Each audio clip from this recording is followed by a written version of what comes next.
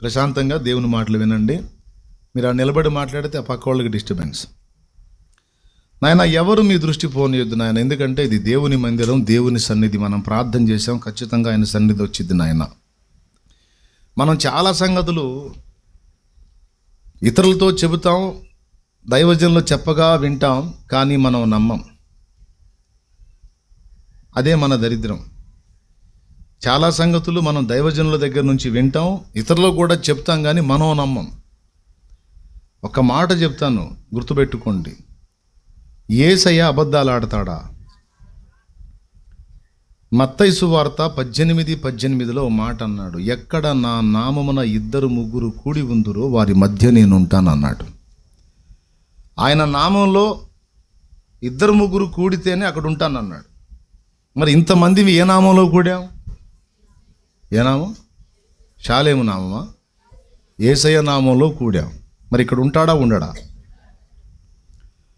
నేను యేసు ప్రభు నమ్ముకున్నాను నా ఇంట మొట్టమొదట. తర్వాత చిన్నగా నా భార్య దేవునికి కనెక్ట్ అయిన తర్వాత మా అమ్మది గవర్నమెంటు, భార్యదేమో బానిసత్వం. అంటే అర్థం కాలా మీకు? స్తోత్రం. భార్య మరి ఏం చేసిద్ది? భర్త ఏ దరువు వేస్తే ఆ దరువు వేయాల్సిందేగా. మొన్నటిదాకా పూజలు, పునస్కారాలు, గుళ్ళు, పుణ్యక్షేత్రాలు అన్నాడు, ఇప్పుడేమో యేసుప్రభు అంటున్నాడు. ఇక ఆయన ఏం చెబితే అదే. ఏమండి, భార్య పరిస్థితి అదేగా. భర్త ఏ దరువు వేస్తే ఆ దరువు వేయటమేగా. తల్లిది అలా కాదు, అమ్మకు పెత్తనం ఉంటుంది కాబట్టి నువ్వు చెప్పినట్టు నేను చెప్పినట్టు నువ్వు వినయ్యా కుమారుడా అంటది అమ్మ. భార్య అన్నది అట్లా. భార్య బతుకంతా వంకాయ మంత్రి వ్యవహారమే. దేవునికి స్తోత్రం. ఏ మంత్రి? రోజు రాజుగారు వంకాయ కూర తిని మంత్రితో అన్నట్ట, మంత్రివర్య అసలు అందులో ఆ రుచి ఏమిటా? ఆ వంకాయ కూర అంత అద్భుతంగా ఉంది, అద్భుతం, అమోఘం నాయన, అసలు ఆ వంకాయ కూర ఎంత బాగుందండి అసలు అనగానే వెంటనే మంత్రి అన్నట్ట, వంకాయ అంటే ఏందనుకున్నావు మహారాజా? కూరగాయలు అన్నింటిలోకి రారాజు మహారాజా. అసలు దాని టేస్ట్, దాని ఆధిక్యత వేరండి. దాని రంగు కూడా చూసారా ఎంత బాగుంటుందో? వైలెట్ కలర్ భలే బాగుంటుందండి వంకాయ కలర్, అద్భుతం అండి అసలు. మరుసటి రోజు మళ్ళీ మహామంత్రిని పిలిచి, ఏం వంకాయ కూర తిన్నకాడ నుంచి జిల స్టార్ట్ అయింది అన్నాడంట. ఏ వంకాయ కూర ఏమన్నా తిన్నకాడ నుంచి గోకుడు స్టార్ట్ అయింది అంటే వెంటనే మంత్రి అంట, అయ్యా కూరగాయల్లో దానంత దరిద్రత లేదండి, దానంత దరిద్రత లేదు. దాని రంగు కూడా చూడండి, అసలు పైన ఒక రంగు ఉంటుంది, కింద ఒక రంగు ఉంటుంది, షేపు కూడా అదొక రకంగా వంగిపోయి ఉంటుంది. అబ్బే, దానంత దరిద్రత లేదన్నట్టు. రాజుకు ఆశ్చర్యం వేసి, ఏమయ్యా నిన్నేమో కూరగాయల్లో రాజు అంటివి, అద్భుతమైన వర్ణం అంటివి, ఇప్పుడేం దానంత దరిద్రత లేదంటివి. ఏమయ్యా నిన్నేమో నేను బాగుందంటే అట్ట అన్నావు, ఇప్పుడేం బాగలేదంటే ఇట్ట అంటున్నావు అంటే అప్పుడు మంత్రి, మరి అంతేగా మహారాజా, నేను మీకు మంత్రిని కానీ వంకాయ కాదుగా అన్నాడు. నేను మీకు మంత్రిని, వంకాయ కాదు, మీరు ఏదంటే అది. యాజ్ ఇట్ ఈజ్గా భార్య పరిస్థితి ఇది ఇంట్లో. మొన్నటిదాకా పూజలు, భజనలు, పుణ్యక్షేత్రాలు అన్నాడు, ఇప్పుడేమో యేసుప్రభు దగ్గరికి వెళ్ళి హల్లెలూయా అంటున్నాడు, నన్ను కూడా అనమంటున్నాడు. అనకపోతే ఊరుకోడు. కాబట్టి ఏమాయ్ నువ్వు కూడా ప్రార్థన ఎందుకు రాని వస్తాను. సో భార్యదేమో బానిసత్వం, తల్లిదేమో పెత్తనం అన్నాను. అందుకు ఫస్ట్ నా భార్య నాతో పాటు మోకాళ్ళు ఉనింది, మోకరించకపోతే ఊరుకోను కాబట్టి. మరి నేను ఏది చేస్తే అది చేయాలిగా. అందుకు తర్వాత చిన్నగా మమ్మని దేవునికి కనెక్ట్ చేస్తే మమ్మ కూడా మోకాళ్ళు వేసి ప్రార్థన చేస్తా ఉంటే చిన్నగా దేవుడు ఆయన కార్యాలు ఇంట్లో మొదలు పెట్టాడు. కుటుంబ ప్రార్థన ఎప్పుడైతే స్టార్ట్ అయిందో దేవుడి కార్యాలు ఇంట్లో దేవుడు మొదలు పెట్టాడు.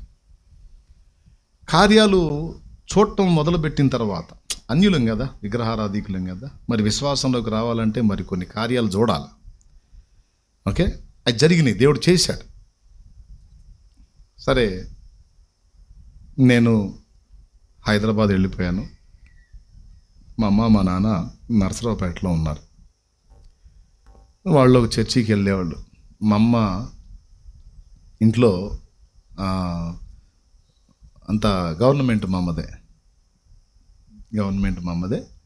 మా నాన్న ఏదన్నా సంపాదన తెచ్చి ఆమె చేతికి ఇవ్వటమే కానీ ఆయన ఏం పట్టించుకోడు. ప్రశాంతంగా హాయిగా విశ్రాంతి వీరుడు అనమాట ఆయన. ఏ కొంచెం సందు దొరికినా దేహాన్ని ఏ విధంగా విశ్రాంతిలోకి తీసుకెళ్లాలో ఆ విధంగా ఎప్పుడు సమయమందున అసమయమందున అవకాశం దొరికిన ప్రతి తరుణంలోనూ విశ్రాంతికి వెతుకుతూ ఉంటాడు ఆయన. ఇక మానసిక ఒత్తిళ్ళన్నీ మమ్మే పడాల. 4 ఆడపిల్లలు, 2 మగపిల్లలు, 6 సంతానం. ఇక ఆడపిల్లల భద్రత అంతా ఇక మమ్మే పాపం కష్టపడేది, తిప్పలు పడేది. కనపడకుండా చాలా బరువు అమ్మ మోసేది. అయితే ఇప్పుడు అందరం కలిసి దేవుడిని నమ్ముకున్నాం. దానికి ముందు నేనుగా మా అమ్మకి చెప్పాను, నాన్న కూడా తీసుకెళ్ళి మా చర్చికి అని. ఎందుకు రాడు, వస్తాడు అంది. గవర్నమెంట్ ఉందిగా ఆయన. మా నాన్న ఒక వార్నింగ్ ఇచ్చాడు, వస్తా, ఖచ్చితంగా వస్తా, మీరు ఏ స్టెప్ తీసుకున్నా నేను ఏకీభవిస్తా. కానీ మొన్నటిదాకా గుడి అన్నాడు, గోపురం అన్నాడు, స్వామి అన్నాడు, దేవత అన్నాడు, దేవుడు అన్నాడు, గుళ్ళు అన్నాడు, గోపురాలు అన్నాడు, అయిపోయింది. ఇప్పుడు చర్చి అంటున్నాడు. సరే ఇక ఆయన ఏ జీవితం చేయాలిగా. సరే వస్తా, కానీ ఒక షరతు, చర్చికి వచ్చానని నాకు అలవాట్లు మానుకుంటే నేను మానుకోను. నాకు పొగ తాగే అలవాటు ఉంది కనుక దమ్ము కొట్టడం మానుకోమంటే మాత్రం నేను మానుకోను. చర్చికైనా మానుకుంటా కానీ అది మానుకోను అన్నాడు మా నాన్న. నేను ఎక్కడ మొదలు పెట్టానంటే, చాలా సంగతులు మనం వింటాము, ఇతరులకు చెబుతాం, కానీ మనం నమ్మం. మనం ఇప్పుడు ఎక్కడున్నాం? దేవుని సన్నిధిలో ఉన్నాం. ఏమని ప్రార్థన చేశాం? దేవా మా మధ్యలోకి రా, మాతో మాట్లాడు అని ప్రార్థన చేశాం. దాని గురించి మొదలుపెట్టి ఇప్పుడు ఈ వర్ణన మొదలుపెట్టా. ఎంతమందికి అర్థమవుతుంది? రైట్. బయట వినపడుతుందా? వినపడ్డ కాడికి వినండి ఇంకంతే. ఈసారి భారీగా చేద్దాం. ఇప్పుడంటే మరి పేదరికంలో ఉన్నాం, ఫ్యాన్లు కూడా లేవు. భవిష్యత్తులో దేవుడు అన్నీ ఇస్తాడు. ఓకే, సరే. ఆ ఒప్పందం మీద మమ్మ ఏమందంటే, సరే మమ్మ నాకు చెప్పింది ఏందయ్యా, మరి ఇట్టనే పొగ తాగుతాడంట, మరి అంటే తాగితే దగ్గర తీసుకెళ్ళి మా అన్న, చర్చికి మాత్రం తీసుకెళ్ళి మా దేవుడే చూసుకుంటాడు అన్న. సరే సరే అయినా పర్లేదు రమ్మంది. మా నాన్న మమ్మ ఆదివారం చర్చికి వెళ్తున్నారు. ఆ చర్చి ఎలా ఉంటుందంటే, పాస్టర్ గారేమో, అది మా వాడు కెమెరామ్యాన్ అన్నాడు చూడు, అట్ట నిలబడతాడు పాస్టర్ గారు తూర్పు నుంచి పడమర ముఖంగా. విశ్వాసులేమో నేను కూర్చున్నట్టు కూర్చుంటారు, పాస్టర్ గారేమో మీరు కూర్చున్నట్టు ఇటు ఉంటాడు అన్నమాట. అంటే అది పడమర వాకిలి చర్చి. ఏం చేశాడంటే, మా జగదీశం కూర్చున్నట్టు కూర్చున్నాడు. మీరు ఇటున్నారు, నేను ఇటున్నాను, మధ్యలో వాడు ఎటు వాళ్ళు ఉంటాడు చూడటానికి అట్టు కూర్చున్నాడు అన్నమాట. అంటే తబలా కొట్టడానికి ప్లేస్ లేదు కాబట్టి అటు కూర్చున్నాడులే. కానీ మా నాన్న అటుపక్క పాస్టర్ గారిని చూడవచ్చు, ఇటుపక్క జనాల మోకాలు కూడా చూడవచ్చు. వీళ్ళ గోల మనకు అర్థమయ్యి సావదు, కానీ ఆయన అట్టు కూర్చున్నాడు అన్నమాట. అన్యుడిగా ఆయన దేవుడిని లెక్క చేసే రకం కాదు, అది ఒక టైప్ మనిషి.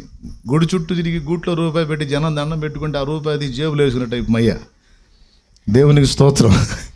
నేను చెప్పింది అర్థమైందా? గుడి చుట్టూ ప్రదక్షిణ చేసి జనం జేబులో ₹100 గూట్లో పెట్టి దండం పెడతారు. మా చిన్నప్పుడు మయ్య అట్ట అంటాడు, ఆయన కూడా ప్రదక్షిణ చేసి ఆ గూట్లో రూపాయి జేబులు వేసుకునే టైప్ అన్నమాట. ఇదేంది అందులో డబ్బులు, దేవుడి డబ్బులు, నేనే దేవుడు రానే టైపు. అట్లా అంటాడు ఆయన. ఆయన కూర్చున్నాడు. పాస్టర్ గారు పాటలు అయిపోయినాయి, ఆరాధనకి మొదలుపెట్టి వర్షిప్ చేస్తున్నారు, స్తోత్రిస్తున్నారు, దేవుణ్ణి స్తుతిస్తున్నారు. సంఘము, దైవజనుడు అందరూ కలిసి ఆరాధిస్తున్నారు. ఈయన ఆ గోడకు అనుకొని పాస్టర్ గారిని చూసి, జనాన్ని చూసి, ఆయన చూసి, ఇళ్ళని చూసి, ఎందుకు వాళ్ళని ఆయన బయటికి పోయి ఒక దమ్మన్న కొడదామని చిన్నగా లేవబోయాడట. బయటికి పోయి ఒక దమ్ము కొడదామని లేవబోయాడు. లేవబోతే కాళ్ళు సపోర్ట్ చేయాల, అట్లా మూమెంట్ ఇచ్చి మళ్ళీ కూలబడ్డాడు. కాళ్ళు అంటే చాలాసేపు కూర్చున్నాడుగా, మొద్దుబారిపోయినట్టుండి కాళ్ళు సపోర్ట్ చేయాలి, కూర్చున్నాడు. కాసేపు రక్త ప్రసరణ జరిగిందాకా ఆగుదామని. ఆ కూర్చున్నంతలో పడమర వాకిల్ అన్నాను కదా, ఆయన కూర్చున్న పొజిషన్ జగదీష్ కూర్చున్నాడు. అంటే అక్కడ తబలా కొట్టే అబ్బాయి కూర్చున్నాడు చూడు, ఆయన సేవకుడే. ప్రస్తుతం తబలా కొడుతున్నాడు, తర్వాత జనాన్ని కొడతాడు. వాక్యం అట్లా కూర్చున్నాడు మా నాన్న. మా నాన్నకి దైవజనుడు కనపడుతున్నాడు, కూర్చున్న విశ్వాసులు కనపడుతున్నారు, వాకిలి కూడా కనపడుతుంది. ద్వారం, పెద్ద వాకిలి మందిరానికి. అంటే ఓపెన్ షెడ్ అన్నమాట. ఆయన ఇటు చూస్తే తెల్లటి పక్షి మందిరంలోకి వస్తుందంట. చాలా స్పీడ్గా, వేగంగా తెల్లటి పక్షి దూరంగా వస్తూ ఉంటే ఆయనే చెప్పాడు, నేను అబద్ధం ఆడట్లేదు, ఆయనే చెప్పాడు, ఎవడో వేటగాడు తుపాకీతో కొట్టినట్టున్నాడు కొంగని, దానికి ప్రాణం పోలేదు కానీ దెబ్బ తగిలి ఆ దెబ్బ బిరున బిడి తప్పి అది ఎటుపోవాలో అర్థం కాక మందిరంలోకి వస్తున్నట్టుంది అనుకుంటున్నాడట. అంటే లాంగ్ షాట్లో ఎలా కనపడింది అంటే ఒక పెద్ద రెక్కలు సాచిన కొంగలాగా కనపడింది తెల్లటి పక్షి. రాను వస్తూ ఉంది, అబ్జర్వ్ చేస్తూ ఉన్నాడు. ఇక్కడ స్తుతి ఆరాధన జరుగుతుంది. దగ్గరకు వచ్చేసరికి పక్షి కాదు, పొడవైన చేతులు చాచినటువంటి ఒక వ్యక్తి, ఆజానుబాహుడైన ఒక వ్యక్తి. ఆయన చేతులు ఎంత పెద్దగా ఉన్నాయంటే మందిరానికి ఈ గోడ ఆ గోడ ఉంది కదా, 2 గోడలు తగులుతాయేమో అన్నంత పొడవు ఉన్నాయంట ఆయన చేతులు.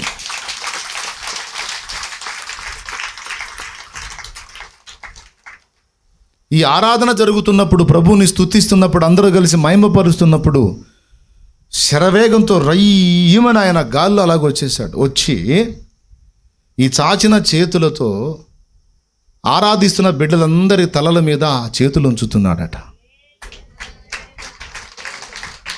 అట్లా అట్లా అట్లా అట్లా అందరి మీద చేతులుంచి ఆ మధ్యలో అదృశ్యమయ్యాడట.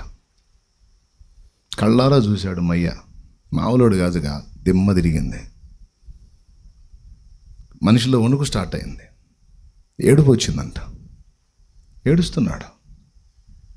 తనకేం జరిగిందో అర్థం కావటం లేదు, హృదయంలో కదలిక వచ్చింది, గడగడలాడిపోయాడు. అప్పుడు లేచి బయటికి వెళ్ళాడు. ఎందుకు వెళ్ళాడు తెలుసా? పొగ తాగటానికి కాదు, తన జేబులో ఉన్నటువంటి ఆ పొగ తాగే వస్తువులు పడేయటానికి వెళ్ళాడు. పడేసి వచ్చి అప్పుడు మోకాళ్ళు వేసాడంట మందిరంలో. అప్పటిదాకా చెతురుగా హేళనగా వెటకారంగా ఉన్నోడు ఇక గుండెల్లో వణుకు స్టార్ట్ అయ్యి అప్పుడు వచ్చి మోకాళ్ళు వేసాయా, నన్ను క్షమించాయా అని క్షమాపణ అడుక్కొని అదే రోజు సాయంత్రం వచ్చి నాకు ఫోన్ చేసి అంటాడు, అయ్యా, దేవుడు అనేవాడికి కానీ, దయ్యానికి కానీ, పాముకి కానీ, దేనికి కానీ భయపడినోడినిరా నేను, కానీ యేసుప్రభు నిజమైన దేవుడయ్యా అన్నాడు. యేసుప్రభు ఉన్నాడురా, నేను చూశానయ్యా, నేను చూశానురా అయ్యా, ఇక తిరుగులేదయ్యా అన్నాడు. ఏమైంది నాన్న అంటే, ఇదంతా చెప్పి ఆయన దుఃఖపడ్డాడు, అది విని నేను దుఃఖపడ్డాను. ఒళ్ళు ఎట్లా అనిపించిందంటే ఆయన ఆ వర్ణన చెప్తుంటే, ఎందుకంటే పరిశుద్ధాత్మ యొక్క ఆగమనం, ఆత్మ అభిషేకం ఎలా వచ్చిందో అభిషేకం పొందిన వాళ్ళకు తెలియదు, పరిశుద్ధాత్ముడు ఎలా ప్రజల మీదకి వస్తాడో తెలియదు, కానీ ఆయన చూశాడు అది. మళ్ళీ అన్యుడు విగ్రహారాధన వదిలేసి ఆ మధ్యనే ప్రభువులోకి వచ్చిన వాళ్ళం మేము. పరిశుద్ధాత్మ ఆగమనం, ఆరాధన జరిగేటప్పుడు పరిశుద్ధాత్మ కుమ్మరింపు, ప్రార్థన చేసేటప్పుడు పరిశుద్ధాత్మ ప్రసన్నత ఎలా వచ్చిద్దో, ఏ విధంగా మన మీదకి వచ్చి ఆయన హస్తాలు ఉంచుతాడో, ఆయన తాకిన వాళ్ళందరూ కూడా పరవశిస్తున్నారట. ఆ స్పర్శ అందిన వాళ్ళందరూ కూడా కదిలిపోతూ ఉన్నారట. తెలుసా మీకు ఆ సంగతి? ఆయనకు చూపిస్తే ఆయన చూసి తన జీవితంలో చివరి ఘట్టం వరకు, తనకు తుది శ్వాస విడిచేంత వరకు ఓపిక ఉన్న కాడికి నిలువు మోకాళ్ళే వేసి, మా నాన్న ఎత్తు 6 అడుగులు ఉంటాడు కరెక్ట్గా, ఆయన మోకాళ్ళుని 2 చేతులు ఇట్లా జాపితే మందిరంలో దేవదూతలాగా ఉంటాడు. నిలువు మోకాళ్ళే వేసి ప్రార్థన చేసేవాడు. అంటే ఏ విధంగా పరిశుద్ధాత్మ అక్కడికి రావడం చూశాడో అదే విధంగా మోకాళ్ళు వేసి ప్రార్థన చేస్తాడు. ఎందుకు ఈ విషయం చెప్పానంటే, దేవుని సన్నిధి అంటే ఏదో రేకుల్లే, ఏముందిలే, ఆ టెంట్లే, ఏముందిలే అని నిర్లక్ష్యంగా ఉండొద్దు. సన్నిధి అంటే సన్నిధే, ఖచ్చితంగా ఆయన సన్నిధి దిగొస్తుంది, ఆయన ఉంటాడు ఇక్కడ. శాలేమన్న కాదు ఇక్కడ, ఆ పరమశాలేము రాజు ఎవరు? ఆ ఆశ్చర్యకరుడు, ఆలోచనకర్త ఆయన దిగొస్తాడు. కాబట్టి జాగ్రత్తమ్మా. ఇక దేవుని వాక్యం నేను వర్ణిస్తాను, కాసేపు విని ఆ తర్వాత మనం ముగింపులోకి వెళ్ళిపోదాం. ఎందుకంటే ముందే అన్ని కార్యక్రమాలు ముగించాం. ఈలోపు భోజనం రెడీ అవుతుంది. ఈ ఉపదేశం ఆత్మీయ ఆహారం తినండి, తర్వాత భౌతిక ఆహారం తినండి, తర్వాత వెళ్తురు. కానీ అందరూ హ్యాపీ కదా? రైట్. దేవుడు మనతో మాట్లాడుతున్నందుకు దేవునికి స్తోత్రం. దేవాలయమును యెహెజ్కేలుకు చూపిస్తున్నాడు దేవుడు. బాగా వినండి. ఇప్పుడు దేవుని ఆలయంలోనే మా నాన్న దర్శించబడ్డాడు. ఎక్కడ దర్శించబడ్డాడు? దేవుని ఆలయంలో, దేవుని మందిరంలోనే. వెటకారంగా పోయినోడు మారు మనసు పొంది బాప్తిసం పొంది దేవునికి తీవ్రంగా కనెక్ట్ అయిపోయాడు. మా నాన్నకి ఇష్టమైనటువంటి పాటల్లో ఓల్డ్ టైప్ సాంగ్స్ కొన్ని ఉన్నాయి. యేసయ్యా నీ నామగానం, ఎరుగని రీతిగా నన్ను దర్శించే నీ కృప అనే ఈ పాటలతో పాటు మా నాన్నకి బాగా ఇష్టం అనిపించిన పాట, అనేకసార్లు నాకు చెప్పిన పాట, నా దీపము యేసయ్యా నీవు వెలిగించినావు, నా దీపము యేసయ్యా నీవు వెలిగించినావు, సుడిగాలిలోనైనా జడివానలోనైనా ఆరిపోదులే నీవు వెలిగించిన దీపము, నీవు వెలిగించిన దీపము, నీవు వెలిగించిన దీపము, నీవు వెలిగించిన దీపము.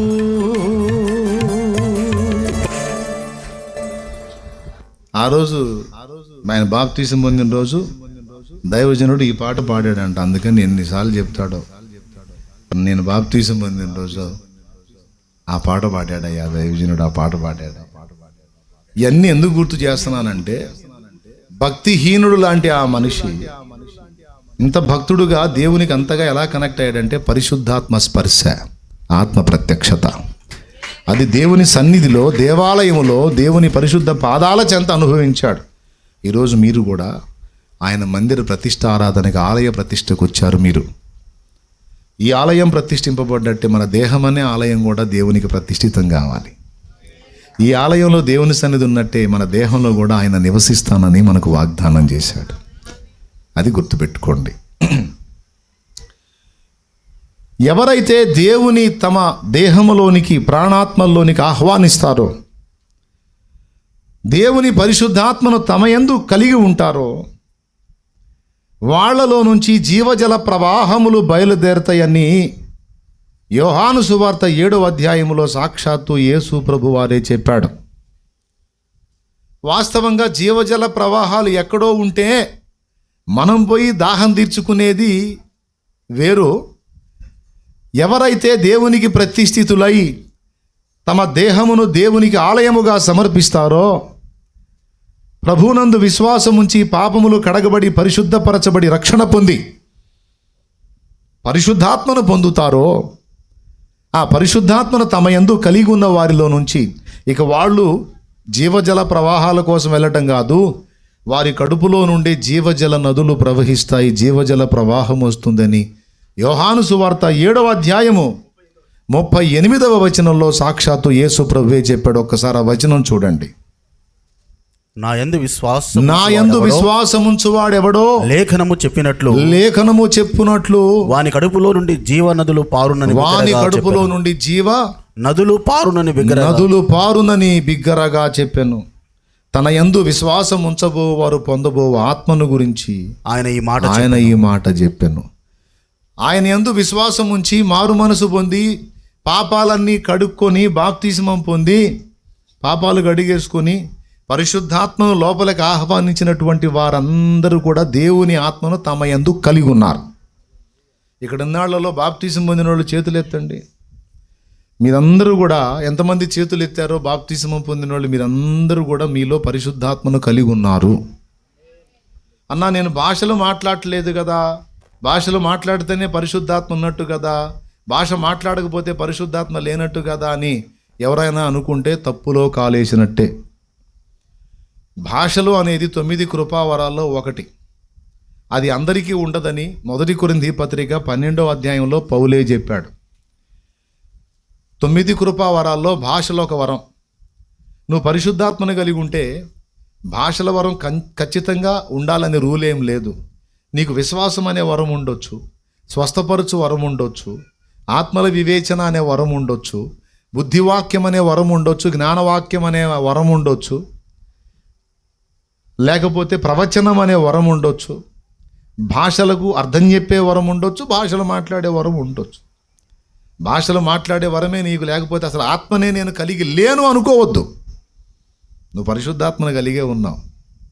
ఎందుకంటే ఏనాడైతే బాప్తిస్మం పొందావో, ఏనాడైతే యేసు రక్తాన్ని ఆశ్రయించి పాపాలన్నీ కడుక్కున్నావో, ఆనాడే ఆ రోజే పరిశుద్ధాత్మ నీలోనికి ప్రవేశించాడు.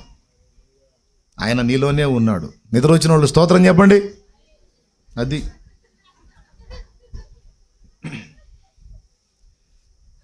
మీరు జాగ్రత్తగా వినాలి. అది మీరు టెస్ట్ చేయడానికి వదిలేను. మెలకుతున్న వాళ్ళు చెప్పండి.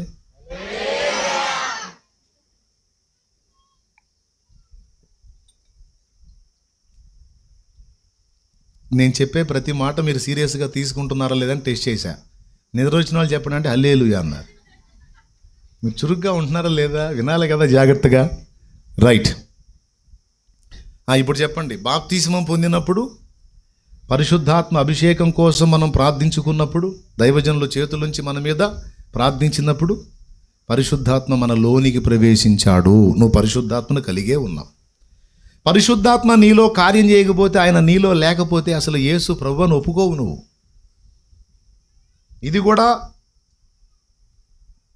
1 కొరింథీ పత్రిక 12వ అధ్యాయం 3వ వచనంలో ఉంది. జస్ట్ రెఫరెన్స్ రాసుకో, తర్వాత చూసుకో. పరిశుద్ధాత్మ లేకుండా ఎవడు యేసు ప్రభు అని ఒప్పుకోడట. ఇప్పుడు లోకంలో అన్యుల్ని మీరు అడగండి, యేసు ప్రభు ఎవరంటే ఒకడు అంటాడు ఆయన మనలాంటి మనిషి అంటాడు, ఒకడు అంటాడు దేవుడు అంటాడు. దేవుడు అంటే మనం నమ్ముకోవచ్చు అంటే నా గోదరదలే అంటాడు. అంటే నమ్మినట్టు మాట్లాడతారు కానీ హృదయంలో అంగీకరించరు. అలా అంగీకరించాలంటే వారి హృదయంలో పరిశుద్ధాత్మ కార్యం చేస్తేనే అది జరుగుతుందిట. నేను చెప్పలా. కొరింథీ పత్రిక 12:3లో 1 కొరింథీ 12:3లో పౌలు చెప్పాడు. కాబట్టి ఇక్కడ కూర్చున్న మీలో ఎంతమంది యేసు ప్రభు నా రక్షకుడు, నేను ఆయన నమ్మి బాప్తిస్మం పొందానని చేతులు ఎత్తుతారా? ఎత్తండి. గుడ్. మీరందరూ కూడా పరిశుద్ధాత్మను కలిగి ఉన్నారు. సంతోషంతో చప్పట్లు కొట్టి దేవుని మహిమపరచండి. ఎందుకు కొట్టారు? పరిశుద్ధాత్మను నేను కలిగి ఉన్నానో లేదో, నాలో దేవునాత్మ ఉన్నాడో లేదనే డౌట్ ఇన్నాళ్ళు మీకు ఉండింది కదా. ఇప్పుడు క్లారిటీ వచ్చింది. నీలో నిజంగానే దేవునాత్మ ఉన్నాడు. అసలు ఆయన నీలోనికి ప్రవేశించడానికే బాప్తిసం పొందమన్నాడు. పాత్రని పొద్దున్నే లేచి కడుగుతున్నామంటే అర్థం ఏంటి? ఆ పాత్రలో ఇక రైస్ పోసి వండబోతున్నామని అర్థం. దాన్ని వాడుకోవడానికి మొదలు పెట్టబోతున్నామని అర్థం. దాంతో పని చేయబోతున్నామని అర్థం. అర్థమైందా? ఇల్లు కడుక్కొని శుభ్రం చేసుకున్నాము అంటే అర్థం ఏంటి? ఇప్పుడు ఇల్లు మారుతున్నామండి, ఒక ఇంటి నుంచి ఇంకో ఇంటికి వస్తున్నాం. వచ్చేటప్పుడు అంతా సామాన్ తీసుకుని వస్తామా? ముందు లేడీస్ చేసే పని ఏంది? ఫస్ట్ పోయి ఏం చేస్తారు? ఆ పాత వ్యక్తులు ఎలా ఉంచారో, ఆ బాత్రూమ్ ఎలా ఉందో, ఆ కిచెన్ ఎలా ఉందో, ఆ హాల్ ఎలా ఉందో మొత్తం చూసుకొని వాళ్ళు శుభ్రంగా చేసినా సరే మనకు తృప్తి ఉండదు. మనం వెళ్ళేటప్పుడు మళ్ళా ఊడ్చుడు, కడుగుడు, తుడుచుడు మొదలైన కార్యక్రమాలు, శుభ్రపరిచే ప్రక్రియ అయిన తర్వాతే గృహప్రవేశం చేస్తాం. ఎంతమంది ఒప్పుకుంటారు? అంటే ఇంట్లోకి ప్రవేశింపక మునుపు ఇల్లు కడుగుతాం, శుభ్రం చేస్తాం. అలాగే పరిశుద్ధాత్ముడు మనలోనికి ప్రవేశించబోయే ముందు బాప్తిస్మం ద్వారా పాపాలు కడిగేసుకో అంటాడు. ఎందుకు కడుక్కోమంటాడు? ఆయన ఎంటర్ అవ్వడానికి.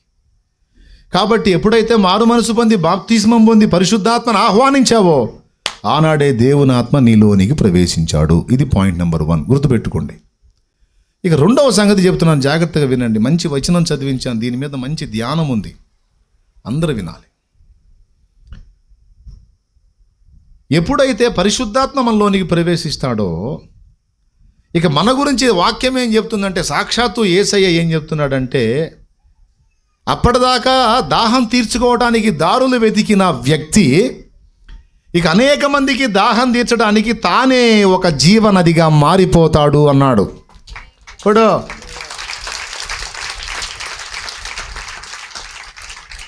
నేను చెప్పింది అర్థమైందా?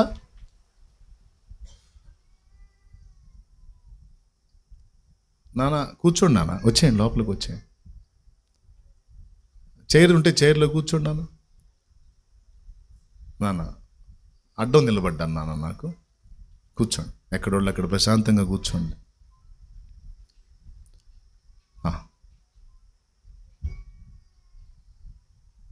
ఎవరు అటు ఇటు కదలొద్దు నాన్న, కాన్సన్ట్రేషన్ పోతుంది.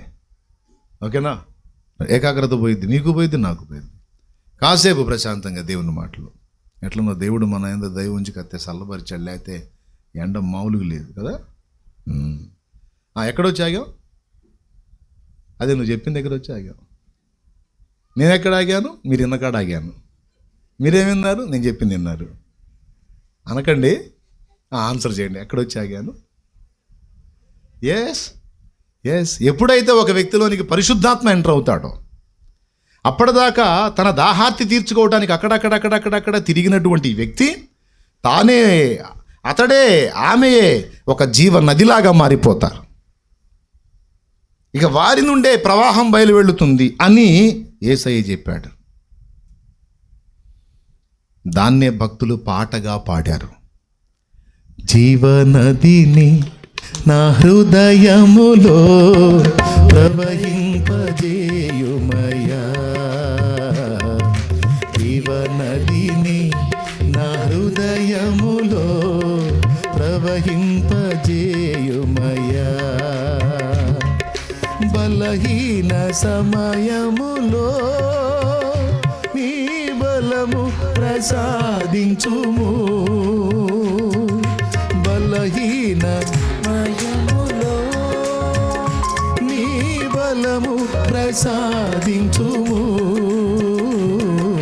జీవనదిని నా హృదయములో ప్రవహింపజేయుమయ్యా,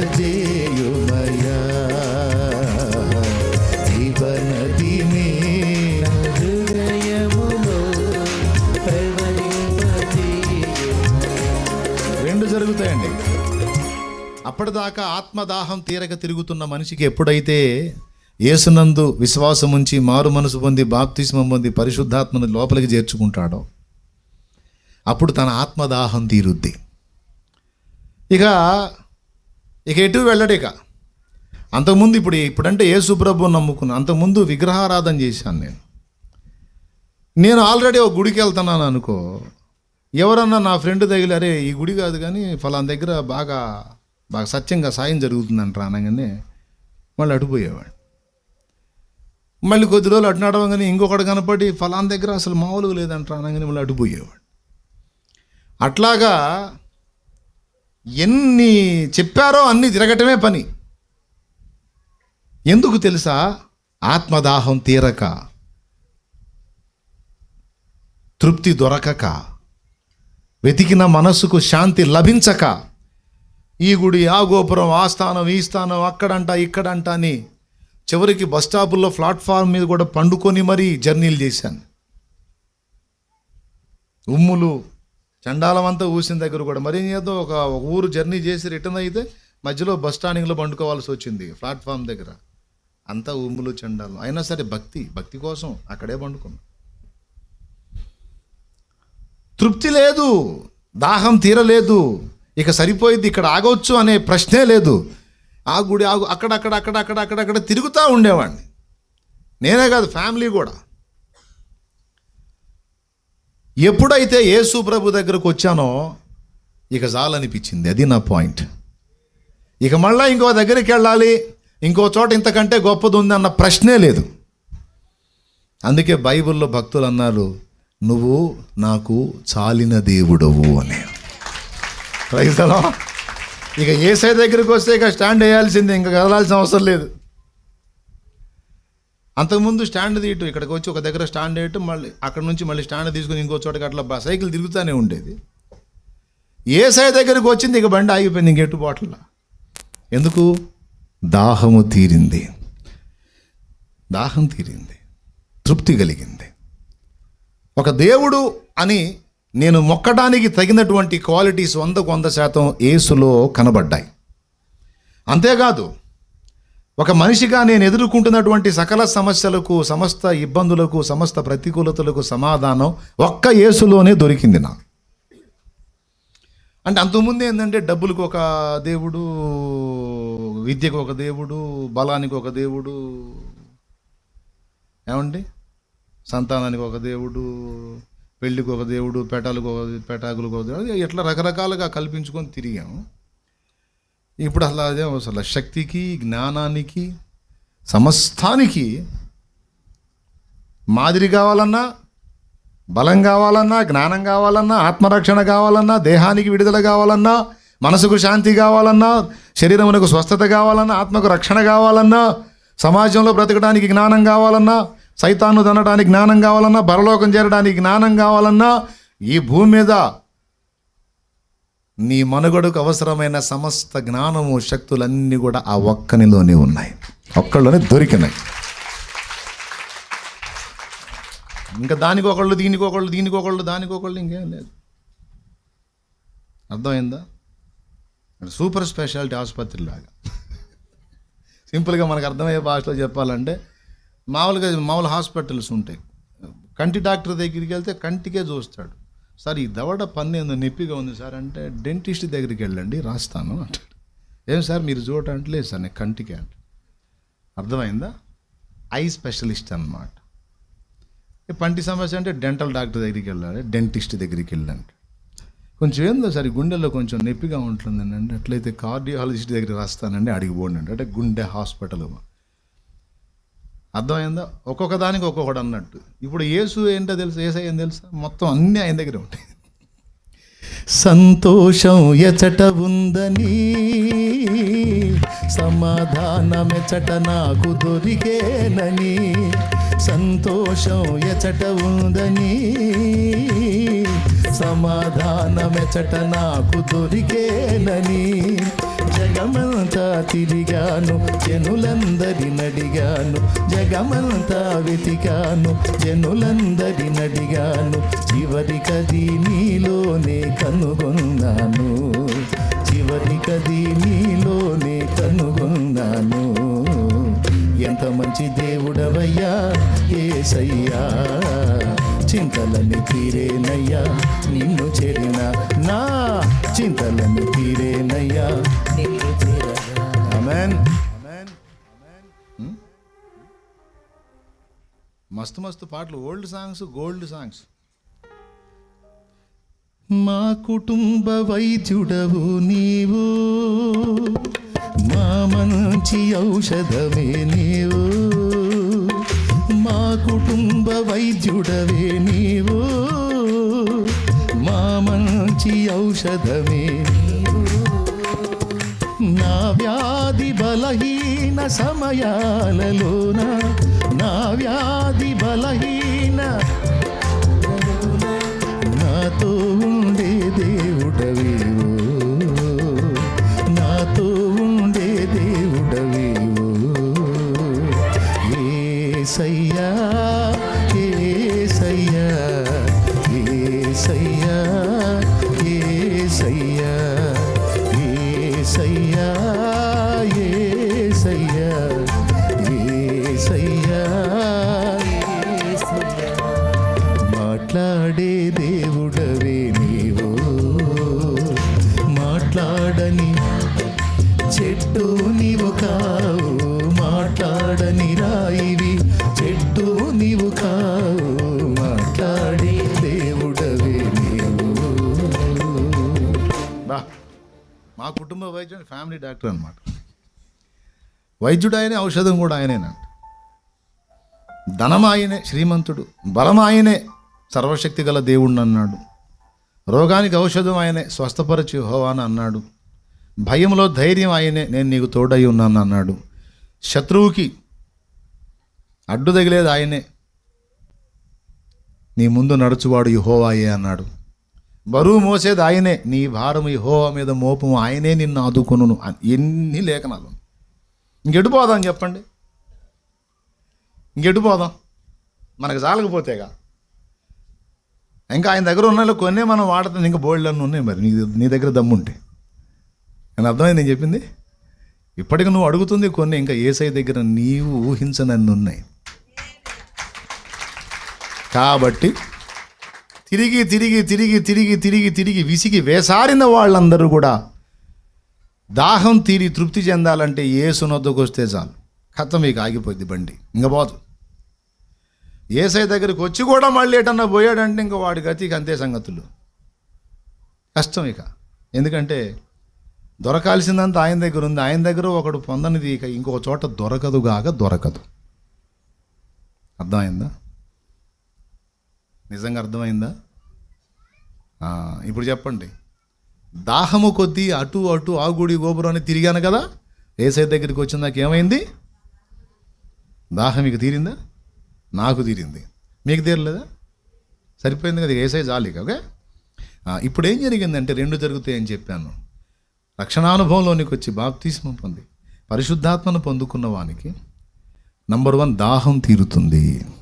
నంబర్ 2 ఇతరులకే తను దాహం తీర్చే వ్యక్తిగా మారిపోతారు. ఎందుకంటే తనలో ఆయన నివాసం ఉంటాడు కదా. ఎవరుంటారు? పరిశుద్ధాత్ముడమ్మా. సరే యేసయ్య అనుకో, ఎవరుంటారమ్మా మనలో? ఎప్పుడు వచ్చాడమ్మా? ఇల్లు గడిగినప్పుడు వచ్చాడు. ఇల్లు ఎప్పుడు గడిగామమ్మా? బాప్తిసం మొదట ఇల్లు గడగడం అమ్మా. ఆయన మనలోనికి వచ్చిన తర్వాత ఇక దేవుని ఆలయముగా మనం మారిపోతాం. ఇప్పుడు చెప్పండి, దేవుడు ఈ మందిరంలోనే ఉన్నాడా? మనలో కూడా ఉన్నాడా? ఏమన్నా? కన్ఫామ్గా ఉన్నాడు. నువ్వు ఎక్కడున్నా ఆయన సన్నిధి నీతోనే ఉంటుంది. ఏలియా అంటాడు అహాబు రాజు ముందుకెళ్ళి, ఎవని సన్నిధిని నేను నిలిచి ఉన్నాను ఆ యెహోవా జీవము తోడు, ఇక నుంచి 3.5 సంవత్సరం ఆకాశపు మంచైన వర్షమైన కురవదు అని అహాబు రాజు ముందుకెళ్ళి, నేను ఎవని సన్నిధిని నిలిచి ఉన్నాను ఆ యెహోవా జీవము తోడు అంటాడు. తాను నిలిచింది యెహోవా సన్నిధినా అహాబు సన్నిధినా? అహాబు ముందుకెళ్ళి యెహోవా సన్నిధిలో నిలిచున్నాను అంటాడండి. అంటే యెహోవా ఏలియాతోనే ఉన్నాడు. అది విషయం. యెహోవా ఎవరితోడున్నాడు? ఏలియా ఎక్కడుంటే అక్కడ ఉంటాడు ఆయన. యాకోబుతో ఏమన్నాడు? యాకోబు, నీవు ఐగుప్తుకు పొమ్ము, నీ కుమారుడైన యోసేపు నీ కనుల మీద తన చేతులుంచును, నేను నీతో కూడా వస్తానన్నాడు. ఆ మాట అంటాడు, నేను నీతో కూడా ఐగుప్తుకు వచ్చేదను అంటాడు. బా, ఇప్పుడు చెప్పు, దేవుని సన్నిధిలోకి వచ్చినప్పుడు ఆయన ఇక్కడ నీతో ఉంటాడు, సన్నిధి విడిచి నువ్వు వెళుతున్నప్పుడు నీతో కూడా నడుస్తాడు. ఎందుకో తెలుసా? ఆయన నీలోనే ఉన్నాడు. గుడి గోడలలో లేడు దేవుడు, గుండె గుడిలో ఉన్నాడు చూడు. గుడి గోడలలో లేడు దేవుడు, గుండె గుడిలో ఉన్నాడు చూడు. బడి బండలలో లేదు దైవత, బ్రతుకు బడిలో ఉన్నది చూడు. ఆత్మస్వరూపీ నీలో దేవుడు, ఆత్మతో సత్యముతో ఆరాధించు. గుడి గోడలలో లేడు దేవుడు, గుండె గుడిలో ఉన్నాడు చూడు. బడి బండలలో లేదు దైవత, బ్రతుకు బడిలో ఉన్నది చూడు. ఆత్మస్వరూపీ నీలో దేవుడు, ఆత్మతో సత్యముతో ఆరాధించు. Praise the Lord. ఇప్పుడు 2 అర్థమైనాయి. ఎక్కడున్నాడు అంటే ఇక్కడ లేడా? ఇది కూడా ఆయనకు ప్రతిష్ఠింపబడిన స్థలం కనుక ఇక్కడ కూడా ఆయన ఉన్నాడు, ఆయన సన్నిధి ఉంది. కానీ ఇక్కడే ఉన్నాడు, ఇంటికాడ లేడు అనుకోవద్దు. ఇక్కడే ఉన్నాడు, నేను పాపం చేసే ప్రదేశంలో లేడు అనుకోవద్దు. నీ దేహము, ప్రాణము, ఆత్మ ఒకట ఎక్కడ ఉందో అక్కడెల్లా కూడా నీతో దేవుడు ఉన్నాడు, నీ ఆత్మలోనే ఉన్నాడు ఆయన. దీన్ని కూర్చే పౌలు అన్నాడు, నా ఆత్మయందు నేను సేవించు దేవుడే ఇందుకు సాక్షి అంటాడు ఒక పత్రికలో. ఎక్కడ సేవిస్తున్నాడంట దేవుణ్ణి? నా ఆత్మయందు, అంటే దేవుని ఉనికి ఎక్కడుంది? మనలో ఆత్మలో ఉంది. అందుకే దేహమాలిన్యం దేవునికి అంటదు. శరీరంతో, ఇప్పుడు మన శరీరం మురికి కదా, అర్థమైందా? తినేదంతా మంచిది, స్వీకరించేదంతా మంచిది, విసర్జన అంతా కూడా అసహ్యమైంది. అర్థమైందా? మన దగ్గర రెండు ఉంటాయి అన్నమాట. మంచి ఉంటుంది మన దేహంలో, మలమూత్రాదులు నిండిన దేహం కదమ్మా, అసహ్యమైనటువంటి దేహం కదా. ఇందులో దేవుడు ఎట్లుంటాడని డౌట్ ఉంటుంది కదా. ఇందులో ఆత్మ ఉంది, ఆ ఆత్మలో దేవుడు తన స్థానాన్ని ఏర్పరచుకున్నాడు. అర్థమైందా? అయితే ఆ ఆత్మ ఈ దేహంలో ఉంటుంది, ఆ ఆత్మలో దేవుడు ఉన్నాడు, ఇద్దరు కలిసి ఈ దేహంలో ఉన్నారు కనుక దేహాన్ని పవిత్రంగా కాపాడుకోమన్నాడు. ఏమన్నా అర్థమైందా? అర్థం కాని వాళ్ళు స్తోత్రం చెప్పండి.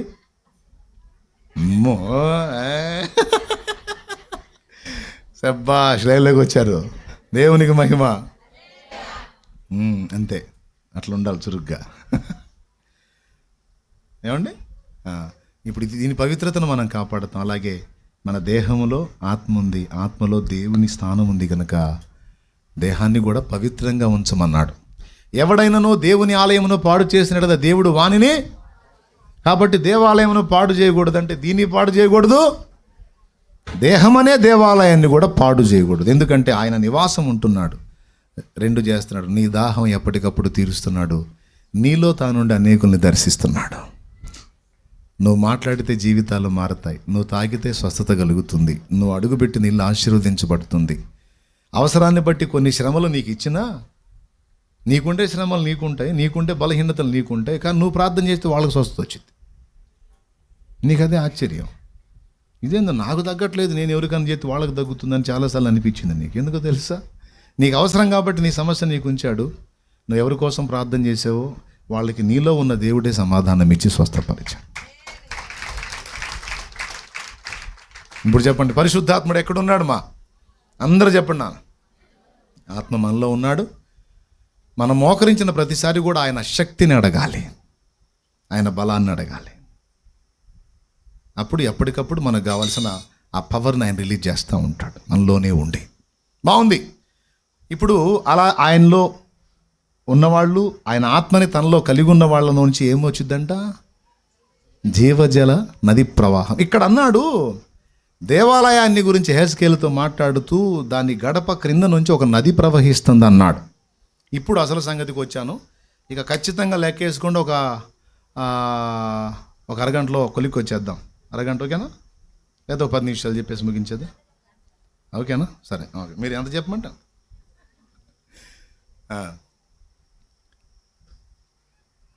నేను అరగంటని గంట చెప్పినా సరే అరగంట అనుకోండి, ఓకే? పాయింట్కి వస్తున్నాను. దేవాలయపు గడప క్రింది నుండి నది ప్రవహించింది. అది దేవాలయములో నుంచే వచ్చింది. ఆ నది ప్రవహిస్తుంటూ భక్తుడు చూస్తుండగా చూపించేటువంటి దూత కొలిచాడు. 1000 మూరలు కొలిచాడండి.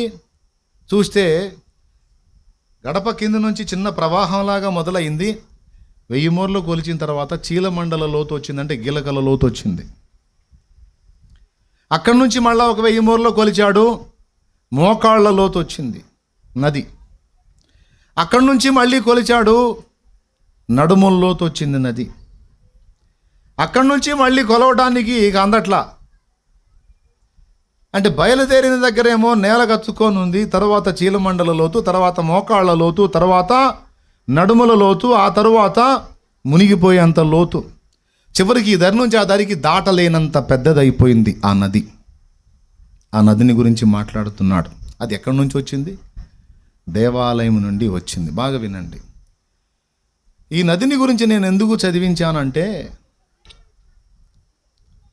ఆ నది ప్రవహించి అరబాలో పడుతుందట. అరబా అనేది ఒక లోయ. ఆ లోయ ఏమిటంటే మృత సముద్రం. ఏం సముద్రం? మృత సముద్రం. ఈ మృత సముద్రాన్ని గురించి 2 మాటలు చెప్తాను మీకు. హెర్మోను పర్వతం మీద నుంచి మంచు కరిగి ఒక నదిలాగా ప్రవహించి గలిలయ సముద్రంలోకి చేరుతుంది నీరు. బాగా వినండి. హెర్మోను మంచు కరిగి గలిలయ సముద్రం అవుతుంది. గలిలయ సరస్సు, సముద్రము అంటారు దాన్ని. స్వచ్ఛమైన నీరు. గలిలయకు నీరు ఎక్కడి నుంచి వస్తుందంటే హెర్మోను పర్వతం మీద నుంచి వస్తుంది. ఆ గలిలయ ఫుల్ అయిన తర్వాత అదనపు నీరు ప్రవహించిద్ది పక్కకి. ఆ ప్రవహించేటువంటి నదే యోర్దాను నది.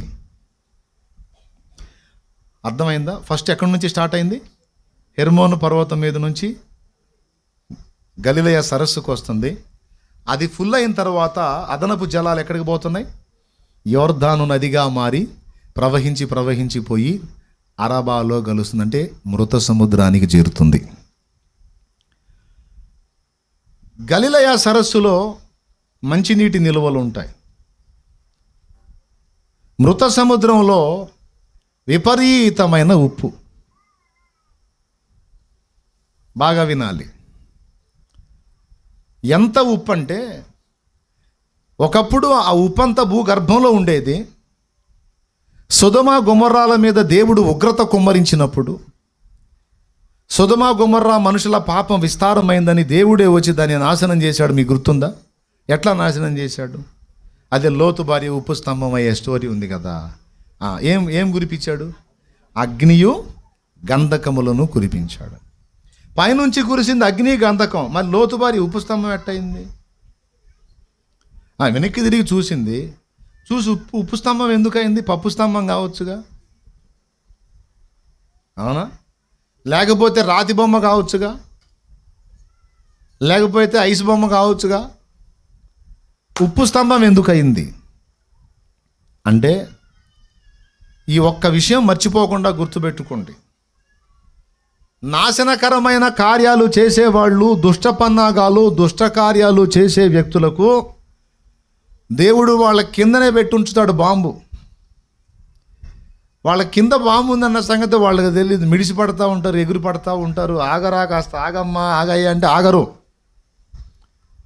మనం అనుకుంటాం మంచి వాళ్ళు పోతున్నారు, వీడు పోవట్లేదు, వీడి వినిమాల, వీడి నడమంత్రం అని.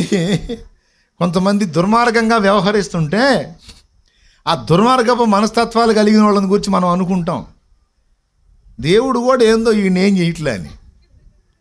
కానీ ఆశ్చర్యం చెప్పనా, దేవుడు వాడి కిందే సెట్ చేసి ఉంటాడు బాంబు. ఆ సమయం వచ్చినప్పుడు వేలిద్ది అంతే. అప్పటిదాకా అసలు ఆయన కూడా ఏం పట్టినట్టే ఉంటాడు, నేను కూడా ఈయన ఏం చేయట్లేదని. దీనికి మంచి తార్కాణం సొదొమ గొమొర్రాల క్రింద భూమిలో విపరీతమైన ఉప్పు నిల్వలు. పైనుంచి అగ్ని గంధకాలు, భూగర్భంలో ఉప్పు. ఒక భారీ విస్ఫోటనం చేయాలంటే కొండరాళ్లకు మందు పాత్ర పెడతారు, తెలుసా మీకు? నక్సల్స్ మందు పాత్ర పెట్టినా, కొండల్ని పేల్చడానికి మందు పాత్ర పెట్టినా, నల్లమందున్న తోట ఎంత ఉంటుందండి? ఇంత ఉంటుంది తోట. ఏమయ్యా మీకు తెలుసుగా? మీకెట్ట తెలుసు? మీరేం బాంబులు పెట్టారైంది? నేను చూశాను కాబట్టి నాకు తెలుసు. ఇంతే ఉంటుంది తోట, దానికి వత్తి ఉంటుంది. అర్థమైందా? ఇంతే. అయితే దాన్ని ఏం చేస్తారంటే ఒక రాతికి బెజ్జం వేసి దీన్ని లోపల పెట్టి దానికి ఒత్తిడి తగలకుండా దాని నిండా ఉప్పు కూరుస్తాడు. ఉప్పు ఎంతమందికి తెలుసు ఈ సంగతి? ఆ రంధ్రం నిండా ఉప్పు కూరుస్తాడని ఎంతమంది తెలుసు? తెలిస్తే చేతులు ఎత్తండి. ఓయబ్బా, చాలామందికి తెలుసు. చాలు, నాకు చాలా సాక్ష్యాలు దొరికినాయి. ఎందుకో ఉప్పు తెలుసా? లోపల వత్తిలో ఉన్న నలమందు అగ్ని తగిలినప్పుడు బ్లాస్ట్ అయింది. ఆ పగులుని తీవ్రత పెంచడానికి ఉప్పు, దానిలో నుండి ఉత్పత్తి అయ్యేటువంటి అగ్ని శక్తిని పెంచడానికి ఉప్పు. అర్థమైందా? ఇప్పుడు వీళ్ళని కాల్చడానికి దేవుడు ఫిక్స్ అయ్యి ఉప్పు ముందే రెడీ చేసి పెట్టాడు. కింద ఎక్కడ పెట్టాడు? కాబట్టి నీ మీద మిడిసిపడే వాళ్ళకి ఆల్రెడీ సెట్ చేసే ఉంచాడు. నువ్వేం ఆందోళన పడద్దు. సమయం వచ్చినప్పుడు డామ్ అంటారు. అది విషయం. దేవునికి స్తోత్రం. అసలు ఎందుకంటే మనం ఆయన సొత్తు, ఆయన పిల్లలను అంత తేలిగ్గా వదిలిపెట్టాడు. నిన్ను కదిలిచ్చినోడిని నువ్వన్నా వదిలిపెడతావు, కానీ ఆయన వదిలిపెట్టాడు. పైనుండి అగ్ని గంధకాలు కురిపించినప్పుడు ఆ అగ్ని గంధకాలు భూమి మీద పడి పేలిన ధాటికి భూమిలో ఉండే ప్లేట్స్ ఉంటాయండి, ఆ ప్లేట్స్ కదిలి భూగర్భంలో ఉన్న ఉప్పు పైకి జిమ్మింది. అర్థమైందా? అలాంటి బ్లాస్టింగ్ జరిగిద్ది గనక వెనక్కి చూడొద్దన్నాడు ఓరు దేవుడు. ఓరుతో లోతుతో అన్నాడా లేదా? మరి ఆమె చూడవచ్చా? ఏం చేసింది? చూసేటప్పటికి ఆ రేగిన ఉప్పు వచ్చి కమ్మేసింది మొత్తం. అంటే మీరు భూగర్భం నుంచి 1 కిలో 1/2 కిలో వచ్చింది అనుకోవద్దు ఉప్పు, అది మనం కొంటే వచ్చింది మార్కెట్లో 1 కిలో 1/2 కిలో. భూగర్భంలో పేలుడు సంభవించి ఉప్పు లేచిందంటే కొండలాగా లేచి పడింది. అర్థమైందా? ఆ ఉప్పు, ఆ లవణమంతా కూడా చిక్కగా వచ్చేసి అలా కమ్మేసింది ఆమెని. కమ్మినప్పుడు ఒక్కసారిగా అతిపెద్ద స్థాయిలో ఆ లవణం, ఆ ఉప్పు అంతా వచ్చి ఆమెని కమ్మేసేసరికి ఉప్పు స్తంభం అయిపోయింది. అది జరిగింది. ఈ ఉప్పు ఆ రోజు బయటకు వచ్చింది. అదంతా కూడా ఎక్కడ పడిందా అంటే మృత సముద్రం అని ఇప్పుడు మనం ఏం చెప్పుకుంటున్నాం అదంతా కూడా ఇది పడింది. పడి హెర్మోను నుంచి గలిలయకి, గలిలయ నుంచి యోర్దాను ద్వారా మృత సముద్రానికి నీరు వెళ్తుంది. కానీ ఇప్పుడు ఇక్కడ ఉష్ణోగ్రత ఎంత ఉండొచ్చు? ఇక్కడ నాకు తెలిసి మొన్న అన్నారు 45 డిగ్రీలు, బాగా పొగలు వచ్చినాయి చూడు, ఒళ్ళు మంటలు పుట్టినాయి. ఈరోజు కాస్త తక్కువగానే ఉంది, దేవునికి స్తోత్రం. లేకపోతే బయట ఉన్న వాళ్ళకి సుక్కలు కనపడే, మనకి ఇంకా డబల్ కనపడే. ఇప్పుడు కాస్త పర్వాలేదు అనిపిస్తుంది. వినండి బాగా, 45 డిగ్రీల ఎండ కొడితే మన ఒళ్ళగాల బయట తిరగటం. ఉప్పు సముద్రం లేదా మృత సముద్రం అని మనం చెప్పుకుంటున్న ఈ సముద్రం మీద మినిమం 40 నుంచి 45 డిగ్రీల ఎండ ఎప్పుడు ఉంటుంది, ఎనీ టైం. అందువల్ల ఈ ప్రవహించిన మంచినీరు అందులోకి పోయినా ఆ మంచినీరు ఎండకు ఆవిరైపోయి ఆ లవణంతో నిండిపోయినటువంటి ఆ ఉప్పు నీరే, అది కూడా ఎంత ఉప్పు తెలుసా? వినండి, సముద్రంలో మనం నీళ్లు నోట్లో పోసుకోగలమా? ఉప్పు. సముద్రంలో ఉండే ఉప్పు నీటిలో ఉప్పు శాతం 2.5 అయితే మృత సముద్రంలో ఉన్న ఉప్పు నీరులో ఉప్పు శాతం 9.6. అంటే మన సముద్రంలో ఉండే ఉప్పు నీరు కంటే ఇంచుమించు 7 రెట్లు ఎక్కువ ఉప్పు అన్నమాట. దానికి ఆ నీళ్ళకి థిక్నెస్ ఎక్కువ. అర్థమైందా? దానికి డెన్సిటీ అంటారు కదా, అది కూడా ఎక్కువ. దాన్ని బట్టి అందులో ఏ ప్రాణి బతకదు. ఏ ప్రాణి బతకదు. నువ్వు పోయి అందులో దూకావనుకో, మునగో. అసలు నీకు పడవ అవసరంలా, ఏం అవసరంలా, ట్యూబ్ అవసరం, ఏం అవసరంలా, లైఫ్ జాకెట్ కూడా అవసరంలా. ఎగిరిపోయి దూకు, లోపలికి పో, బెండు మొక్కలాగా పైన వెళ్తావు. బాయ్ స్తోత్రం చెప్పు. ఎక్కడ? మృత సముద్రంలో. నీకు ఒక్క చేప కూడా కనపడదు అక్కడ, ఎందుకంటే అన్నీ చచ్చిపోయి బతకవు అక్కడ. అది దాని పొజిషన్. దాన్ని అరవా సముద్రం అని, ఉప్పు సముద్రం అని, మృత సముద్రం అని నానా పేర్లు ఉన్నాయి. బాగా వినాలి. 2 సముద్రాలే. గలిలయ సముద్రం అన్నాడు. గలిలయ సముద్రంలో చేపలు బ్రతుకుతాయి. గలిలయకి పోయారు చేపలు పట్టడానికి, గుర్తుందా? యేసయ్య బోధలు కూడా గలిలయ ఒడ్డునే చేశాడు చాలా వరకు. ఏమండి, లైన్లో ఉన్నారా? అయిపోయిందా మీ పని? ఉన్నారా? అయిపోయిందా? రైట్. 2 సముద్రాలే, ఒకటేమో గలిలయ, ఒకటేమో మృత సముద్రం. కానీ మృత సముద్రం ఏమో ఏ జీవిని బతకనీయదు, అన్నీ చంపేస్తుంది. అందుకని దాని పేరు మృత సముద్రం. వినాలి. కానీ గలిలయ ఉప్పు నిల్వలతో లేదు. వచ్చిన మంచినీరుగానే ఉంటుంది. అనేక మందికి దాహార్తి తీరుస్తుంది. చేపలు బ్రతకడానికి అది ఆధారం అవుతుంది. అనేక మంది మనుషులు బ్రతకడానికి అది ఆధారమైంది. 2 సముద్రాలే. ఒకటేమో చంపేసేది, ఒకటేమో బ్రతికించేది. ఓకేనా? రెంటికి ఒకే నీరు ప్రవహిస్తుంది, ఇది గమనించాలి. ఇప్పుడు ఈ విషయం నేను మీకు ఎందుకు చెప్పానంటే, దేవాలయము గడప క్రింది నుండి ప్రవహించేటువంటి ఈ నది ఏదైతే ఉందో, ఈ నది వెళ్ళి ప్రవహించి ఆ మృత సముద్రంలో కలుస్తుందట. ఇప్పటిదాకా మనం చెప్పుకున్న దాని ప్రకారం ఈ నీరు అక్కడికి పోయి అక్కడున్న ఉప్పుతో కలిసి థిక్నెస్ పెరిగి నీళ్ళే కానీ ఏ జీవి బ్రతకడానికి ఉపయోగపడని స్థితిలో ఉన్న మృత సముద్రం గురించి మనం ఇప్పటిదాకా విన్నాం. కానీ ఇక్కడ యెహెజ్కేలు 47లో చెప్తున్నటువంటిది ఏం తెలుసా? దేవాలయము క్రింది నుండి ప్రవహించే ఈ నది ప్రవహించి చీలమండల లోతు, మోకాళ్ళ లోతు, నడుముల లోతు అలా ప్రవహించి పోయి అందులో పడుతుంది కదా. అందులో పడ్డప్పుడంట ఆ మృత సముద్రపు నీరు మంచి నీరుగా మారుతుందట. ఇప్పటిదాకా అనేక జీవులకి మృత సముద్రంగా ఉండింది, ఇప్పుడు అనేకులకు జీవమునిచ్చే సముద్రంగా మారిపోద్దట. ఇదొక ప్రవచనాత్మకంగా దేవుడు పలికిన మాట. అక్షరాలా నిజంగా అది జరిగిద్దా భవిష్యత్తులో అంటే చూద్దాం, 1000 ఏళ్ల పాలనలో ఏమైనా జరగవచ్చు. ప్రస్తుతానికి యెహెజ్కేలు గ్రంథంలో దాన్ని ఎందుకు ప్రస్తావించాడంటే, దానికి 4 కోణములలో అర్థం చెప్పొచ్చు. ఆ 4 కోణాల్లో అర్థం 4 ముక్కల్లో చెప్పి ముగించకపోతే అప్పుడు అడగండి. మీలో ఎంతమందికి వాక్యాసక్తి ఉందండి? వాక్యం అంటే ఇష్టం ఎంతమందికి ఉంది? అంతేనా? వాక్యం వినాలనే ఆసక్తి ఉందా? అర్థం చేసుకునే కెపాసిటీ ఉందా? అట్టయితే అటు ఉంటే ఓకే. చెబుతా.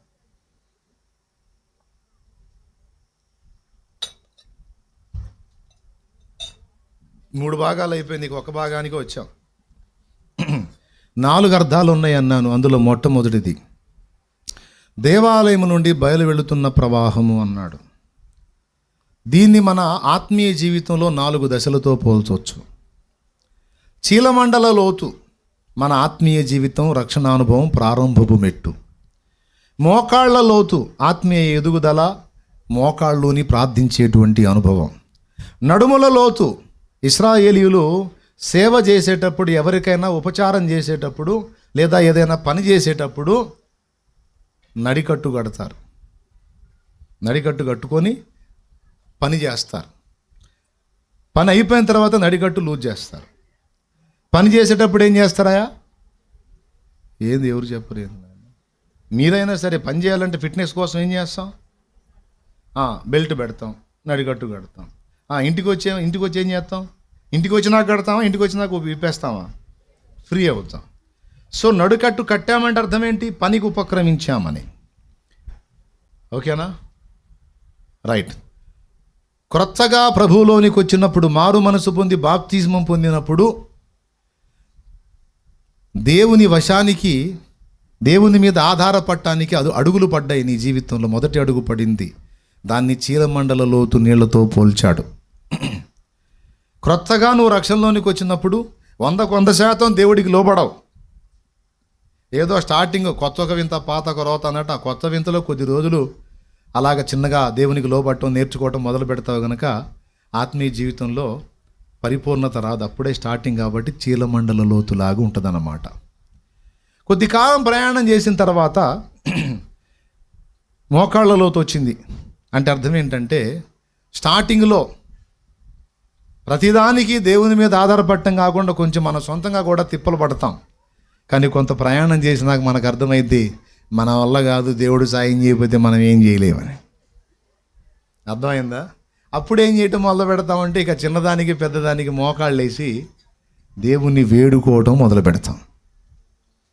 నాయనలారా, ఫస్ట్ చీలమండల లోతు ప్రవాహం అంటే అర్థం ఏంటి? సొంత ప్రయత్నాలు, సొంత ఐడియాలజీ, సొంతంగా అన్ని డీల్ చేసుకోవడానికి ట్రై చేస్తాం. దేవుడిని నమ్ముకుంటాం కానీ పూర్తిగా డిపెండ్ అవ్వం.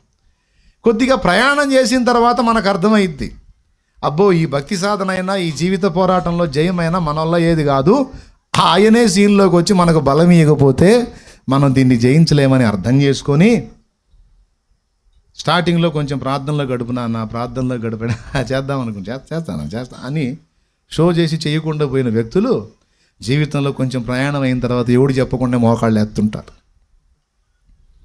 అంటే సగం దేవుని మీద ఆధారపడటం మొదలు పెడతారన్నమాట. అర్థమైందా? మొదటి అనుభవం, రెండో అనుభవం. ఈ మూడో అనుభవంలోకి వచ్చేటప్పటికి నడుముల లోతు అన్నాడు కదా.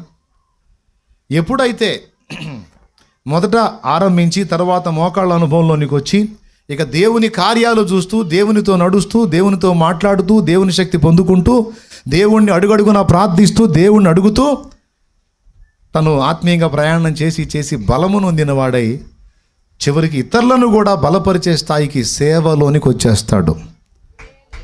ప్రసంగ పీఠికి ఎక్కి ప్రసంగం చేయకపోయినా ఇతరులకు దేవుని గురించి సువార్త ప్రకటించి ఆత్మలను రక్షించే పనిలోనికి వెళ్ళిపోతాడు. నడుముల లోతు నీళ్ళంటే దేవుని పనికి ఉపక్రమించుట. మొదటేమో వాళ్ళకే ఏం తెలీదు. కొద్దిగా ప్రయాణం చేసినాక వాళ్ళుగా వ్యక్తిగతంగా మోకాళ్ళలోని దేవుణ్ణి కలుసుకోవటం మొదలు పెడతారు. ఆ తర్వాత కొంత ప్రయాణం అలా సాగిన తర్వాత బలపడి ఇతరులను కూడా రక్షించడానికి నడుం కడతారు. ఈరోజు ఇక్కడ కూర్చున్న వాళ్ళలో ఈ 3 రకాల వాళ్ళని నేను చూపిస్తాను మీకు. ఇప్పుడు నేను అడుగుతాను, మీరు చేతులు ఎత్తండి. ఈ మధ్యలోనే రక్షణలోనికి వచ్చానన్నా, నేనే పడతా లెగుస్తా ఉన్నాను, ఇంకా కరెక్ట్గా కుదురుకోలేదు అన్నోళ్ళు చేతులు ఎత్తండి. ఈ మధ్యలోనే రక్షణ బాప్తిస్మం పొంది లైన్లోకి వచ్చానన్నా, ఇప్పుడిప్పుడే లైన్లోకి వస్తున్నాను అన్నోళ్ళు చేతులు ఎత్తండి. రైట్. కొంతమంది బయట చేతులు ఎత్తారు, లోపల వాళ్ళు అందరూ సీనియర్సేనా? అసలు బాప్తిస్మం పొందలేదా? పొందారా? రైట్, మంచిది. ఆ బాపతోళ్ళు కొంతమంది తగిలారు, చేతులు ఎత్తారు. ఇప్పుడు రెండో రకం చెప్తాను. నేను దేవుణ్ణి నమ్ముకున్నాను, వ్యక్తిగతంగా దేవుణ్ణి కూడా కలుసుకుంటాను, ప్రతిరోజు దేవునితో నేను మాట్లాడతాను, నాతో ప్రభు మాట్లాడతాడు, మా ఇద్దరికి ప్రార్థనా జీవితంలో లోతైన అనుబంధం ఉంది అన్నోళ్ళు చేతులు ఎత్తండి.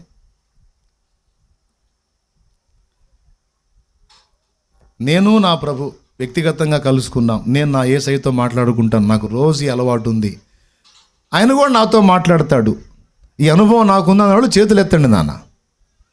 దేవునికి స్తోత్రం కలుగును గాక. దించండి. ఈ అనుభవం నాకు ఇంకా రాలేదన్నా, ఇంకా నేను ఆయన వ్యక్తిగతంగా కలుసుకొని మాట్లాడే అంత డెప్త్లోకి వెళ్ళలేదన్నోళ్ళు చేతులు ఎత్తండి. సిగ్గుపడదు, సీరియస్ మ్యాటరు. ఏందనుకున్నారు? అయిపోయింది, నీకు ఆ పావుగంట అన్న చాలా మంది ఉండేది ఏడా. తొందరగా స్పందించండి. ఇంకా అంత డెప్త్లోకి రాలా అంటే నువ్వు ఎంత చీలమండల లోతులోనే ఉన్నావు, ఇంకా నువ్వు మోకాళ్ళ లోతుకు రాలా. మోకాళ్ళ లోతు అనుభవంలోనికి వచ్చినప్పుడు ఇక నీకు మధ్యవర్తితో పని లేదు, నువ్వే ప్రార్థనా జీవితాన్ని ఏర్పరచుకుంటావు, నువ్వు దేవునితో కలుసుకుంటావు, ఆయన నీతో కలుసుకుంటాడు, నువ్వు ఆయన నువ్వు, మీ ఇద్దరికి పర్సనల్ కాంటాక్ట్ ఏర్పడింది. దాన్నే దేవునితో వ్యక్తిగత అనుబంధము అంటారు. అర్థమైందా? స్టార్టింగ్లో నాకు ఏర్పడలా. స్టార్టింగ్లో నేను బాప్తిజం అయితే పొందాను, కానీ ఇతరుల మీద ఆధారపడేవాడిని. వెళ్ళి ఆ సిస్టర్స్ వాళ్ళు అని ఆ అన్నోళ్ళు కానీ నన్ను కాస్త నడిపించి మోకాళ్ళు వేసి వాళ్ళు ప్రార్థన చేస్తుంటే వాళ్ళని చూసి మోకాళ్ళు వేయటం, వాళ్ళని చూసి ప్రార్థన చేయటం, వాళ్ళని చూసి బైబిల్ చదవటం, వాళ్ళని చూసి పాటలు పాడటం, వాళ్ళు ఏం పాడితే అది తీసుకొని పాడటం. ఎందుకంటే మనకు తెలియదు యేసుప్రభు పాటలు. అర్థమైందా? ఫస్ట్ స్టార్టింగ్ చీలమండల లోతు అంటే ఇతరులను చూసి దేవుణ్ణి కలుసుకోవడానికి ట్రై చేశాను. మోకాళ్ళ లోతు అంటే ఎవరు నన్ను ఎంకరేజ్ చేసినా చేయకపోయినా నా అంతటా నేనే వెళ్ళి మోకాళ్ళని, ప్రభువా ఇదిగో నీ స్వరము వినిపించు ప్రభువా, నీ దాసుడలకించు, నీ స్వరము వినిపించు ప్రభువా. అయ్యా ఇదిగో నీ దాసుడిని, నీ దాసురాన్ని, ఇదిగో వచ్చాను ప్రభు అని వ్యక్తిగతంగా దేవునితో అనుబంధం వాళ్ళే ఏర్పరచుకుంటారు. ఇక ఎవడు ఎంకరేజ్ చేసినా చేయకపోయినా వీళ్ళు చల్లారరు. అర్థమైందా? మోకాళ్ళలో అనుభవం అది. ఎప్పుడైతే ఫస్ట్ ఇతరుల మీద ఆధారపడి తిప్పలు పడ్డోళ్ళు, తర్వాత తమంతట తాము వెళ్ళి మోకాళ్ళేసి దేవుణ్ణి కలుసుకోవటం మొదలుపెట్టిన వాళ్ళు ఆత్మీయంగా బలాభివృద్ధి చెంది నడుములు లేత అనుభవం అంటే ఇక వాళ్ళు ఇతరులను బలపరచడానికి, ఇతరులను రక్షించడానికి తయారవుతారన్నమాట. ఇది 3వ మెట్టు. అర్థమైందా? ఇప్పుడు చెప్పండి. కూర్చున్న వాళ్ళలో నేను చెప్తాను, చేతులు ఎత్తండి. అన్న నేను బాప్తిస్మం పొందిన దగ్గర నుంచి ఇప్పటిదాకా కనీసం 10 మందిని రక్షణలో నడిపించానన్న వాళ్ళు చేతులు ఎత్తండి. కనీసం 10 ఆత్మల్ని సంపాదించానన్న ప్రభు కొరకు అన్నోళ్ళు చేతులు ఎత్తండి. బయట కొంతమంది, లోపల కొంతమంది ఉన్నారు. దించండి. అన్న నేను ఇంతవరకు ఒక 5 ఆత్మల్ని రక్షించాను అన్న అన్నోళ్ళు చేతులు ఎత్తండి. లోపల ఉన్నవాళ్ళు ఒక 5 ఆత్మలు అయితే రక్షించాను, రక్షణ నడిపించాను అన్నాను. రైట్. 2 అన్న నేను ఒక్కళ్ళని కూడా రక్షించలేదన్నా. ఎందుకు చెప్పటం అబద్ధాలు, నేను ఒక్కళ్ళని కూడా రక్షించలేదన్నా అన్నోళ్ళు చేతులు ఎత్తండి. సరిగా చేతులు ఎత్తాలి, కదిలించండి చేతుల్ని. బయట వాళ్ళు కూడా. ఎందుకో తెలుసా, ఒక్కళ్ళని కూడా మీరు కదిలించండి. మీరు ఇంకా చీలమండల లోతులోనే ఆగిపోయారు, మోకాళ్ళ అనుభవానికి రాలా. మోకాళ్ళ అనుభవంలో దేవుణ్ణి కలుసుకోవటానికి కానీ ఒకళ్ళు కానీ ఉపక్రమిస్తే ఖచ్చితంగా కొంతకాలానికి వాళ్ళ నుంచి ఫలింపు అనేది స్టార్ట్ అయింది. నువ్వు 2వ ప్రశ్నకి చేయెత్తలా, 3వ దానికి చేయెత్తలా. 2వ దానికి చేయెత్తలేదంటే 3వ దానికి అసలు ఎత్తవని నాకు ముందే తెలుసు. ఎందుకంటే మోకాళ్ళ అనుభవం ఉంటే కదా నువ్వు బలపడేది, ఇతరులకు బలం చెప్పేది, ఇతరుల ఆత్మను రక్షించేది. నీకే మోకాళ్ళ అనుభవం లేదు, నువ్వే పైన ఉన్నావు. నిన్నే ఇంకొక ఆమె పిలవాలా, వదిన వస్తావా కూటానికి అనాలా, లేకపోతే నువ్వు బావు, లేకపోతే ఇంటికాడ సెల్ ఫోన్ తీసుకొని సరే అనుకుంటా కూర్చుంటాను. ఈ చీలమండల బతుకు అన్నమాట ఇది. చీలమండలం అంటే ఏంది పెద్దగా అది అర్థం కాలేదు. గిలకల లోతని, అంత గిలకల లోతు సరిగ్గా ఎక్కువ ఈనాడు సంఘములో. ఈ గిలకల లోతులోనే ఉంటే నువ్వు పొందేది ఏముండదు. ఏదో నీ మట్టుకు నువ్వు రక్షించబడతావు అంతవరకే. కానీ మోకాళ్ళ లోతు అనుభవంలోనికి వచ్చిన నాడు నువ్వు నీ ఇంటికి సమాజానికి కూడా దీవెనగా మారటం మొదలు పెడతావు. అందుకే గిలకల లోతులో ఆగిపోకూడదు, మోకాళ్ళ లోతుకు రావాలి. అక్కడికి వస్తే కానీ నడుము లోతుకి వెళ్ళవు. కొంతమంది చేతులు ఎత్తారు, సిగ్గు అనిపించలా మరి నీకు? ఆత్మని రక్షించిన వాళ్ళు ఎంతమంది? ఒక్క ఆత్మనైనా, 2 3 నేను రక్షణలో నడిపించాను అన్నోళ్ళు చేతులు ఎత్తండి తల్లి. కొంతమందినైనా రక్షణలోకి నడిపించానన్నా, నేను దేవుని భక్తి సాధన చేసుకుంటూ నలుగురికి సువార్త చెప్పి 4 ఆత్మని రక్షించానయ్యా అన్నోళ్ళు చేతులు ఎత్తండి. దించమల్లా ఎత్తండి, చేతులు ఎత్తే ఉంచండి చెబుతా. రైట్, అలానే నేను దించమన్నప్పుడు దించాలా?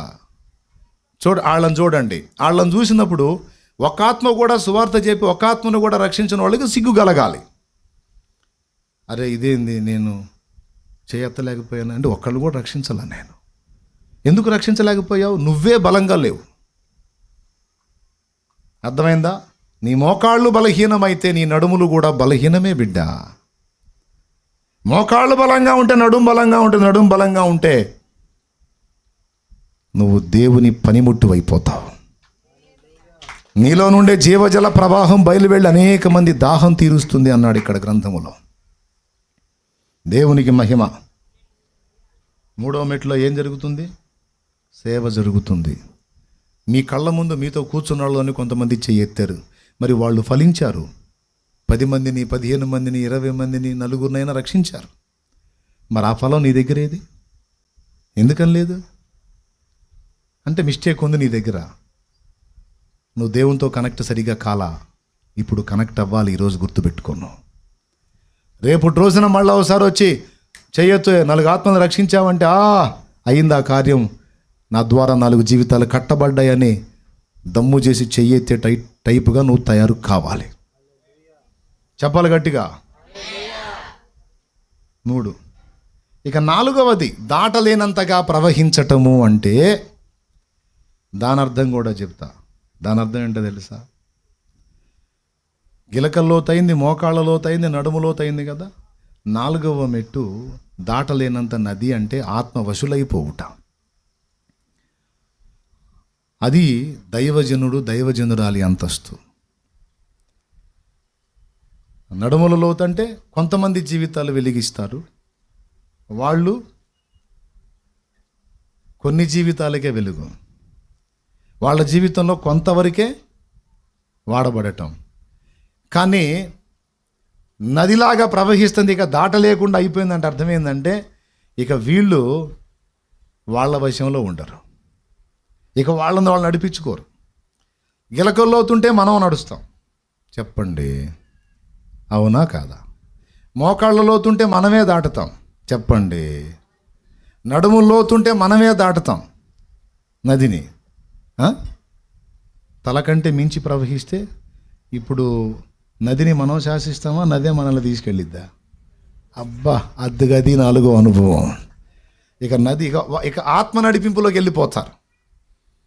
ఇక వాళ్ళ ఇష్టం వచ్చినట్టు బతకడానికి, వాళ్ళ ఇష్టం వచ్చినవి చేసుకోవడానికి, వాళ్ళ ఇష్టాలు తీర్చుకోవడానికి వాళ్ళు కోరుకోరిక ఆత్మవశులైపోతారు. నీ చిత్తము చొప్పున నన్ను నడిపించు ప్రభువా, ఇదిగో నీ చేతుల్లో ఉన్నానని ఇక ప్రవాహం ఎటు ప్రవహిస్తే అటు ఈ వ్యక్తి వెళ్ళిపోతాడు అన్నమాట. ఆ ప్రవాహంలోనే ఫిలిప్పు సమరయలో పరిచర్య చేస్తుంటే ఆత్మ, ఫిలిప్పు నీవు లేచి యెరూషలేము నుండి గాజాకు వెళ్ళే మార్గాన్ని కలుసుకోమంటే అప్పుడప్పుడు నడుం కట్టుకొని బయటకు వస్తే ఆత్మ తీసుకొని పోయాడు. ఆత్మ వశులైపోతారు.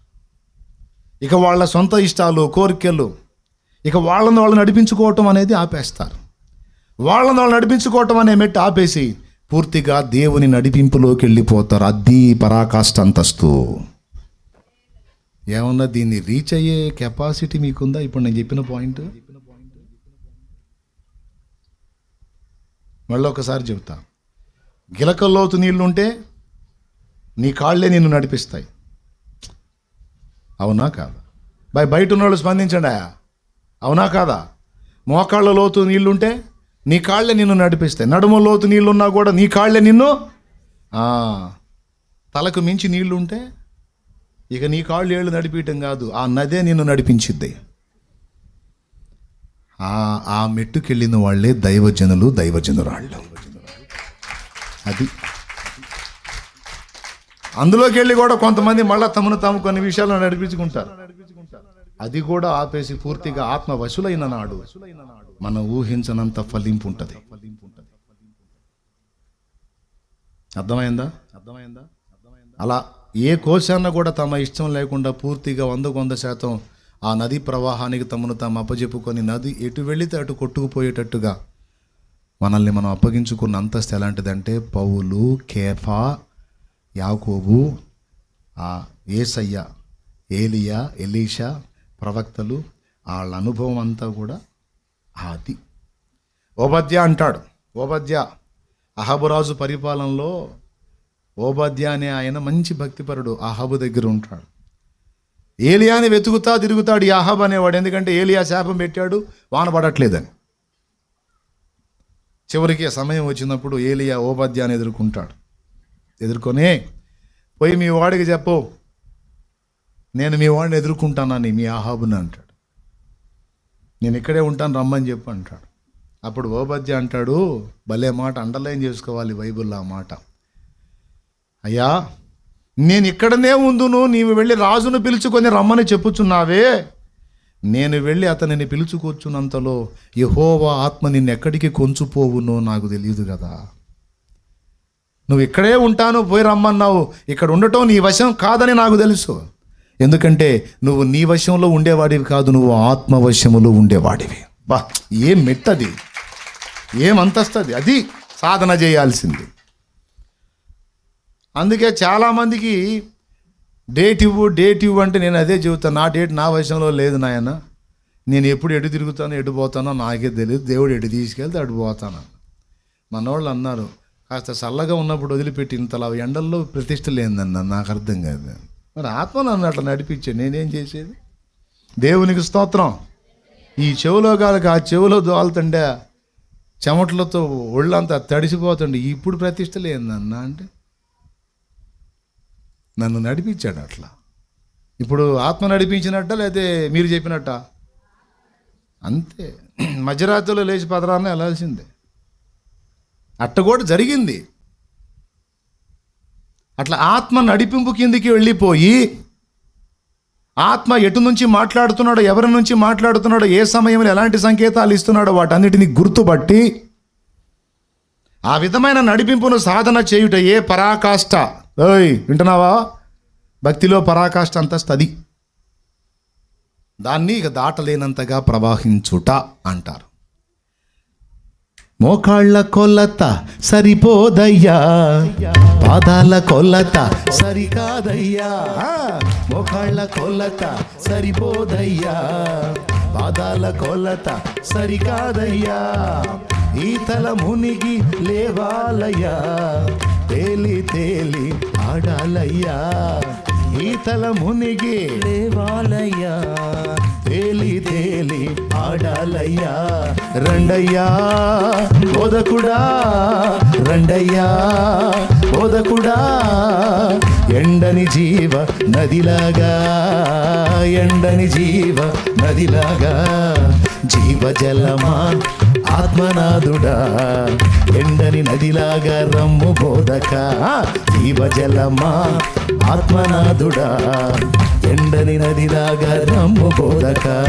రండయ్యా బోధకుడా, రండయ్యా బోధకుడా, ఎండని జీవ నదిలాగా, ఎండని జీవ నదిలాగా. ఆమేన్. ఇప్పుడు ఆ వర్ణన అర్థమైందా? ఎంతమందికి అర్థమైంది? ఇప్పుడు మీరు చెబుతారు, నేను వింటాను అన్నమాట. నీకేం అర్థమైంది ఇప్పుడు నాకు తెలియాలి. ఏమర్థమైంది? ఇప్పట్లో వదిలిపెట్టమని అర్థమైంది. ఏమో పెద్దదే ఎత్తుకున్నాడు అంటారా, లేకపోతే ఏమైనా అర్థమైందా? చాలా నీట్గా ఒక్కొక్కటి డివైడ్ చేసి వర్ణించుకుంటూ వచ్చాను, చాలా క్లియర్గా అందించాను. మారు మనసు పొంది బాప్తిస్మం పొందగానే సరికాదు నాన్న, అది మొదటి మెట్టు. గిలకలలోతు నీటి అనుభవం. అక్కడే ఆగిపోతే నీ మట్టుకు నీకే అంతగా ప్రయోజనం ఉండి లేనట్టుగా ఉంటుంది. ఇంకేం చేద్దాం వల్ల, ఇంకా ప్రార్థనలో మనం బాప్తిస్మం పొందాంగా, అంతవరకు జాలని కొంత తృప్తి పడుతుంటారు. నేను అంటాను, కొంచెం దేవునికి అందుబాటులోకి వెళ్ళు, కాస్త ప్రార్థనా జీవితాన్ని కలిగి ఉండు, కొద్దిగా దేవునితో వ్యక్తిగత సహవాసం ఏర్పరచుకుంటా. అవన్నీ మనకు వల్ల కాదులేండి. మనం ఏదో నలుగురు పోతే పోతాం, నలుగురు కూర్చుంటే కూర్చుంటాం అంటేనేమో ఇది గిలకల అనుభవం. ఏ అనుభవం? ఒకళ్ళు పోయినా పోకపోయినా నేను వెళ్తా దేవుని దగ్గరికి, నేను దేవునితో గడుపుతాను, నాకు మోకాళ్ళ అనుభవం ఇష్టం, నేను నా తండ్రితో రోజు మాట్లాడుకుంటా, నా ప్రభు నేను నా ప్రభు అంటావా? వచ్చావు, మోకాళ్ళ లోతుకు వచ్చేసావు. రావాలా నువ్వు? ఇప్పటిదాకా నువ్వు పైన గిలకల్లాగుంటే కష్టం. దేవుని నది ప్రవహిస్తుంది, అందులో నువ్వు తడిసి ముద్దవ్వాలి. ఆ ప్రవాహంలో నువ్వు తడిసి ముద్దవ్వాలి. గిలకల లోతులు ఆగిపోవద్దు బిడ్డ. అది మొదటి విషయం. ఎక్కడికి రావాలి మరి? మోకాళ్ళ లోతుకు రావాలి. వచ్చి తృప్తి చెందుతావా? అక్కడికి తెచ్చిన తర్వాత ఆత్మ అంటాడు, నడుము లోతుకు పద అంటాడు. యేసుకేలుని 4 ప్రదేశాలు నడిపించాడుగా. ఆత్మ నడిపింపులో నువ్వు ఉంటే గిలకల దగ్గరే నిన్ను ఆగనివ్వడు. నా బోటోడిని తోడు చేస్తాడు, నా బోటోడినే తోడు చేసి పద అని ఎంటబడి తరుముతుంటాడు అన్నమాట. ఎక్కడికి? ప్రార్థన బలిపీఠం దగ్గరికి పద అని తరుముతుంటాడు. దేవుని ఆత్మ నడిపింపులో నేను ఉంటే నిన్ను గిలకల్లో ఆగిపోనీడు. ఏం చేస్తాడు చెప్పండి? ముందుకు నడిపిస్తాడు. ఎక్కడికి? మోకాళ్ళ అనుభవానికి నడిపిస్తాడు. అవునా?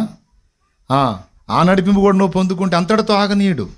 అయ్యా మోకాళ్ళలోతో వచ్చాక సరిపోయిద్దా? మరి నడుములో బా అంటాడు, నడుములోతుకు బా అంటాడు. నడుములోతు కూడా ఉందా? ఉంది, నేనున్నాగా. అది దేవుని నడిపింపు అంటే. అక్కడికే నడిపించమన్నాడు మాసిలామణి గారు. నా జీవిత తీరమునా, నా పజయ భారమునా, నలిగిన నా హృదయమును నడిపించుము లోతునకు. నా జీవిత తీరమునా, నా పజయ భారమునా, నలిగిన నా హృదయమును నడిపించుము లోతునకు. ఆత్మ విరబూయా, నా దీక్ష ఫలించ, నా నావలో కాలిడుము, నా సేవ చేకొనుము, నా నావలో కాలిడుము, నా సేవ చేకొనుము.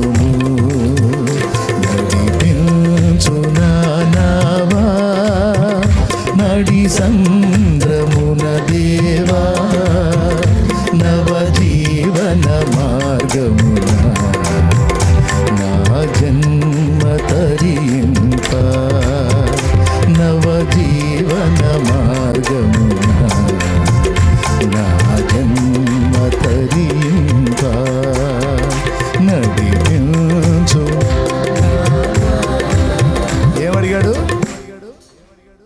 మోకాళ్ళలోనే ఆగినట్టున్నాను, మోకాళ్ళ దగ్గర సర్దుకున్నట్టున్నాను. కాదు, నడుము లోతు నిలువెల్ల తడిచేటట్టు లోతుకి.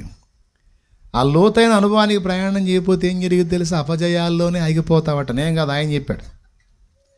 నా జీవిత తీరమునా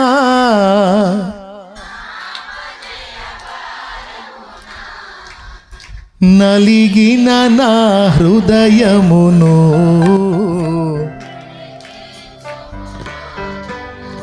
ఎప్పుడన్నా ఆలోచించావా? లోతు నడిపించడం అంటే ఇది. ఇప్పుడు నేను చెప్పింది నువ్వు పాడుతావు, నడిపించము లోతు నాకు అంటే పడవ నీళ్ళలో పంపించు, పడవ నీళ్ళలో. పడవ కాదు, నువ్వు నానా వెళ్ళాల్సింది యేసయ్యలో లోతుకి వెళ్ళాలి. ఎంత లోతుకి వెళ్తావో, ఆయనతో ఎంత లోతుగా అంటు కట్టబడతావో, ఆయనతో ఎంత లోతుగా వేరు పారుతావో, ఆయనతో ఎంత లోతైన అనుభవంలోకి వెళ్తావో, చెట్టు వేరు ఎంత లోతుకెళ్ళి కనెక్ట్ అయితే బయట అంత బలంగా ఉంటుంది. దాని ఎదుగుదల, దాని స్థిరత్వం కూడా అంతే ఉంటుంది. లోతుగా వేరు వెళ్ళే కొద్దీ చెట్టుకు రెండు జరుగుతాయి. మంచి సారం అంది, విస్తారంగా ఎదుగుతుంటుంది, ఫలిస్తుంటుందా? వేరు లోతుగా ఉంటే ఎంత పెనుగాళ్ళు కొట్టినా అట్ట అంటది తప్ప ధమాన పడదు. అర్థమైందా? అది ఊగుతా ఏంది గాలి, ఏంది నేను పడేస్తా, అంత సీన్ లేదమ్మా. ఇక్కడ లోతుగా ఉన్నాం. యేసయ్యతో లోతైన అనుబంధాన్ని అలా ఏర్పాటు చేసుకుంటే శోధనలు, వేదనలు, దుఃఖాలు, కష్టాలు, కన్నీళ్ళు, ఎన్ని పెనుగాలులు, ఎన్ని తుఫాన్లు ఈడ్చినా కదలవు. నా జీవిత పాటలు ఎక్కువ అవుతున్నట్టు ఉన్నాయి కదా ఆపేద్దాంలే. ఇది తెలుసుగా మీకు, ఇంకా అదే పాట అదే. నా జీవిత యాత్రలో ఎన్నో తుఫానులు, నా జీవిత యాత్రలో ఎన్నో తుఫానులు,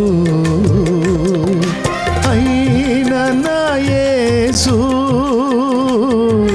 నా పక్షమయ్యుండగా, అయినా నా యేసు నా పక్షమయ్యుండగా, తుఫాను నడచి పెనుగాలి నాపి,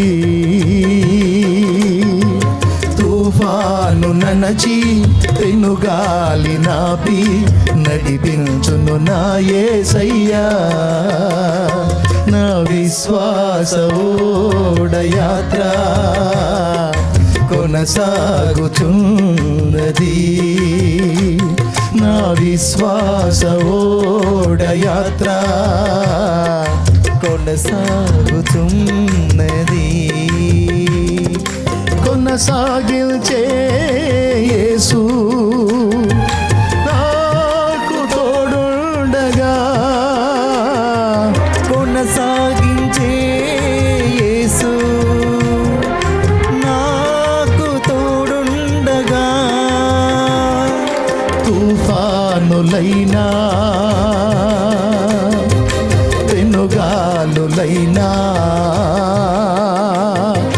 తుఫానులైనా పెనుగాలులైనా ఆపలేవు నా యాత్రను, నా విశ్వాస ఓడయాత్ర. మరే నీకు పెద్ద జబ్బు వచ్చిందంట అని రిపోర్ట్ వచ్చినా నువ్వు భయపడవు. రోగమా వచ్చావా, నేను పడేద్దామని పడేస్తావా? యేసుతో నాకు లోతైన అనుబంధం ఉంది.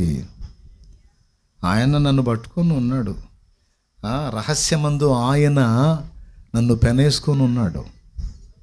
మరి నన్ను ఎట్ట పడేస్తావే రోగమా? ఎట్లా సాధ్యమైతే? ఆయన వదిలితే పడతా అంతే తప్ప ఆయన పట్టుకుంటే నన్ను పడేసేద్దాం ఎవడికి లేదు, ఏ రోగానికి లేదు, ఏ అప్పుకు లేదు, ఏ సమస్యకు లేదు, ఏ మనిషికి లేదు, ఏ అధికారికి లేదు, ఏ అధికారాలకు లేదు. లేదో ఆయన నన్ను పట్టుకుని ఉన్నాడు.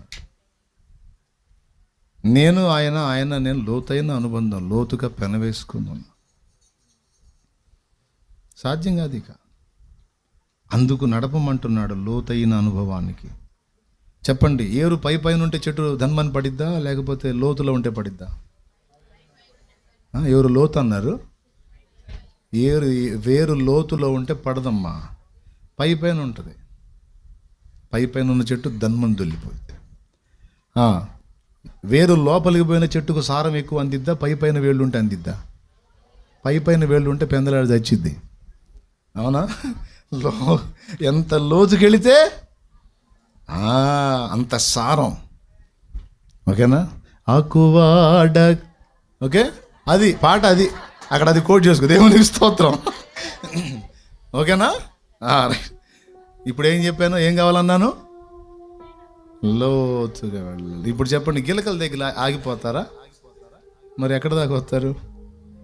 గిలకల దాకా కాదులే కానీ, అర్థమైందిలే కానీ, కత్తి మోకాళ్ళ దాకా వస్తాలే అంటావా?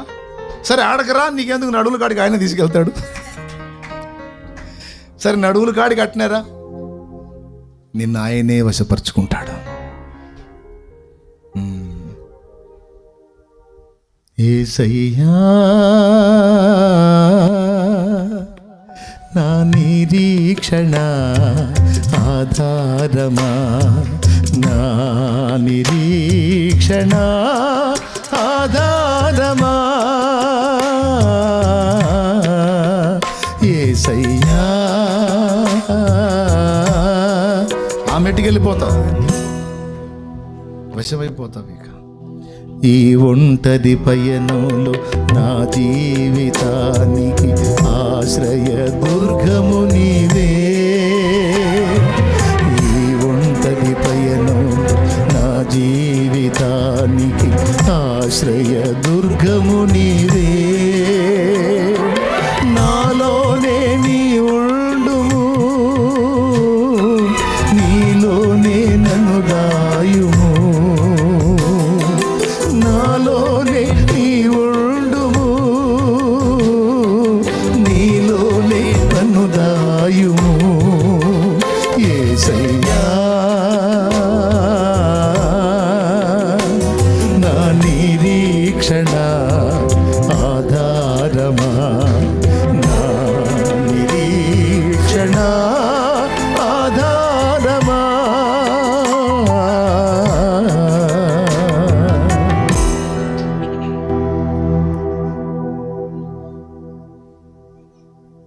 దేవుని ప్రవాహము మన ఆత్మీయ జీవితం. ఏ మెట్టికి వెళ్ళిపోయాడు భక్తుడు అంటే, ఇక నాకు నువ్వే నాయన, నీలో నేను, నాలో నువ్వు అన్న కాడికి వెళ్ళిపోయాడు. ఇంకెవరు పట్టరు, ఏమైనా బాధ ఉండదు, చింత ఉండదు. ఇక ఆయనే కావాలా, ఆయనే కావాలా, ఆయనే కావాలా, ఆయనే. అది ఎంత ఉన్నతమైన మెట్టు.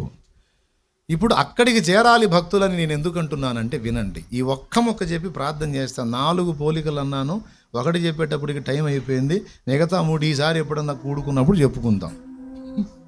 ఓకేనా? ఏంది ఓకే అంటలా? రైట్, సరే. ఎందుకు అట్లాగా గిలకల దగ్గరే ఆగొద్దు, మోకాళ్ళకి నడుములోతుకి అట్లాగా నువ్వు ఆయనతో లోతుల్లోకి రావాలని ఎందుకు చెప్తున్నానంటే, ఇక్కడ దేవాలయం కింది ప్రవాహమే కాదు, నీలో నుండి కూడా ప్రవాహం బయలు వెళుతుందని ముందే చెప్పా.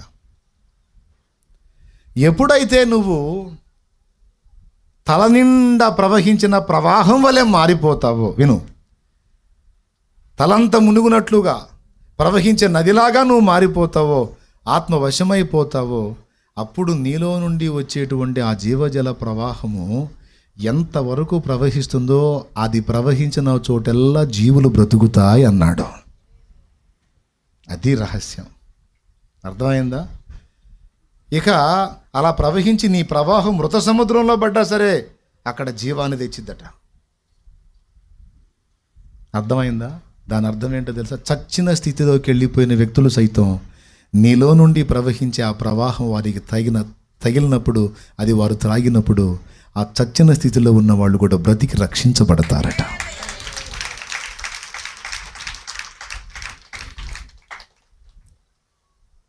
ఎంతమందిని రక్షణ నడిపించి ఉంటావమ్మా నువ్వు? ఒక అంచనా, కనీసం ఒక 20 మందిని రక్షించు. చెయ్యొద్దు అట్లా. ఇక్కడ ఒక బిడ్డ చెయ్యెత్తింది, కనీసం ఒక 20 మంది పైచిలుకు ఆత్మని రక్షణ నడిపించాను అన్న అని. ఇది జనం మెప్పు కోసం, గొప్పతనం కోసం కాదు. ఆ బిడ్డ తను ఆత్మీయ ప్రగతి పొంది గిలకల లోతు నుంచి మోకాళ్ళ లోతుకు వచ్చి, అక్కడి నుంచి నడుముల లోతుకు వచ్చి, అక్కడి నుంచి దేవుని వశానికి వచ్చి దేవుణ్ణి ప్రకటిస్తూ, ప్రార్థిస్తూ, ఇతరులకు పరిచయం చేస్తూ ప్రభువుని, తన నుండి దేవుడు ప్రవహించి తనిచ్చిన ప్రవాహాన్ని బట్టి 20 మంది చచ్చిన స్థితిలో ఉన్నవాళ్ళు బతికారు. ఇప్పుడు తన నుండి బయలు వెళ్ళిన జీవ ప్రవాహం 20 మంది చచ్చిన స్థితిలో ఉన్నవాళ్ళు బ్రతకడానికి కారణమైందిగా. అట్లాగే ఇక్కడ కూర్చున్న ప్రతి ఒక్కరూ ఒక నది వలె ఆ బిడ్డలాగా ప్రవహిస్తే, ఒక్కసారి చెప్పండి నాకు ఆన్సరు. మీరు ఎన్ని ప్రాంతాలకు తగులుతారో అక్కడల్లా, మీరు తగిలిన చోటల్లా మనుషులు బ్రతుకుతారమ్మా. మృత సముద్రపు నీళ్లు కూడా మంచి నీళ్లుగా మారిపోతాయమ్మా. అరబా నీళ్లు కూడా జీవజలం అయిపోతుందమ్మా.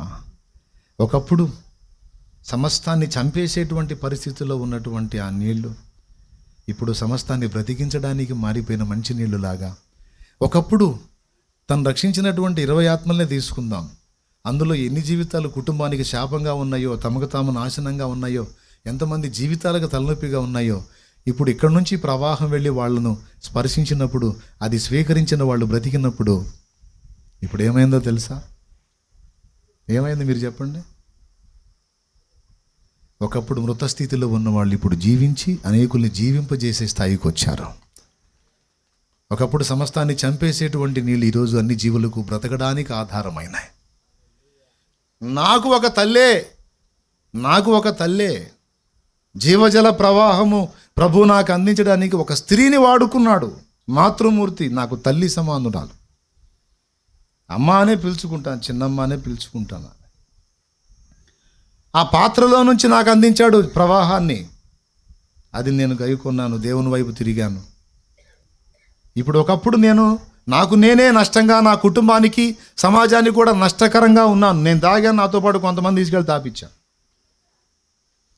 వాడిని నువ్వు తాపలేవంటే పంతం బట్టి వాడిని తాపించేవాడు నేను. వాడి చేత నువ్వు సిగరెట్ దాపించలేవంటే ఎందుకు తాపించాలని తేలుస్తానని వాడికి పిచ్చి ఎక్కించి మరి సిగరెట్ దాపించేవాడు. ఎలా తాగాలో కూడా నేర్పించి మరి దాపించేవాడు. అంటే నేను ఇతరులకు చావుగా ఉన్నానా, రక్షణగా ఉన్నానా? అలాంటిది ఒక బిడ్డ నుంచి జీవజల ప్రవాహం స్రవించేది, అందులోనిది నేను త్రాగినప్పుడు నేను బ్రతకడం, ఈరోజు అనేకులు బ్రతకడానికి అది ఆధారమైంది. ఒకప్పుడు మనుషులను చంపేసేటువంటివి లేదా జీవులను చంపే మృత సముద్రపు నీళ్లు, ఈ జీవజల నది లాంటి ప్రవాహం ఎప్పుడైతే వీళ్ళు అందులో కలిసిందో ఆ నీళ్లు మంచి నీళ్ళు అయ్యాయి. ఒకప్పుడు ఇతరులకు హానికరమైన నీళ్లు, జీవులకు హానికరమైన నీళ్లు ఇప్పుడు జీవులకు ప్రాణాధారమయ్యాయి. పోలిక సరిపోయిందా? అర్థమైందా కాలేదా? ఒక స్త్రీమూర్తి అని చెప్పాను నేను. చదువు కూడా లేదు ఆమెకు. సంతకం పెట్టామంటే ఏలుముద్రయ్యా అంటుంది. ఆమె చెప్పింది నాకు సువార్త. ఆమె కష్టపడింది నా ఆత్మరక్షణ కోసం. ఆమె ప్రార్థించింది నా కోసం. ఆమె చూపించింది దేవుని ప్రేమ.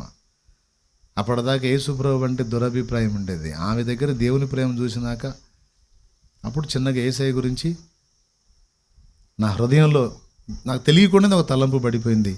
అనతి కాలంలోనే దేవుడు నన్ను దర్శించటం, కఠినమైన పరిస్థితులు నన్ను చుట్టుముట్టడం, దర్శించటం, నేను ప్రభువులోకి రావటం, రక్షణలోనికి నేను రావడానికి యేసయ్యని తెలుసుకున్నాక ఫస్ట్ నేను చెప్పిన వ్యక్తి మొదట నా తల్లి అయితే తర్వాత నేను ఆమెకే చెప్పా. నేను దేవుడిని నమ్ముకుంటున్నానన్న శుభవార్త ఫస్ట్ అమ్మకి చెప్పాను, తర్వాత ఆమెకి చెప్పాను. సంతోషపడిద్దాను. చిన్నమ్మ, ఇక నుంచి నేను కూడా యేసయ్యని నమ్ముకుంటున్నాను. చిన్నమ్మ, ఇక నుంచి నా దేవుడు కూడా యేసయ్యే. ఇక నేను ఈ ఊపిరినంత వరకు ఇంకో దానికి మొక్కేలేదు, ఇంకో దాన్ని సేవించలేదు. ఇక ఈ జీవితం నా ప్రభుకే అని నేను చెప్పినటువంటి ఆ వార్త విని ఎంతో సంతోషపడి దేవుని మహిమపరిచింది. ఒక స్త్రీమూర్తి, అక్షర జ్ఞానం లేదు. మరి షాలేం రాజు అనేవాడిని ఒక స్త్రీమూర్తి పట్టుకుందంటే చదువు లేని బిడ్డ.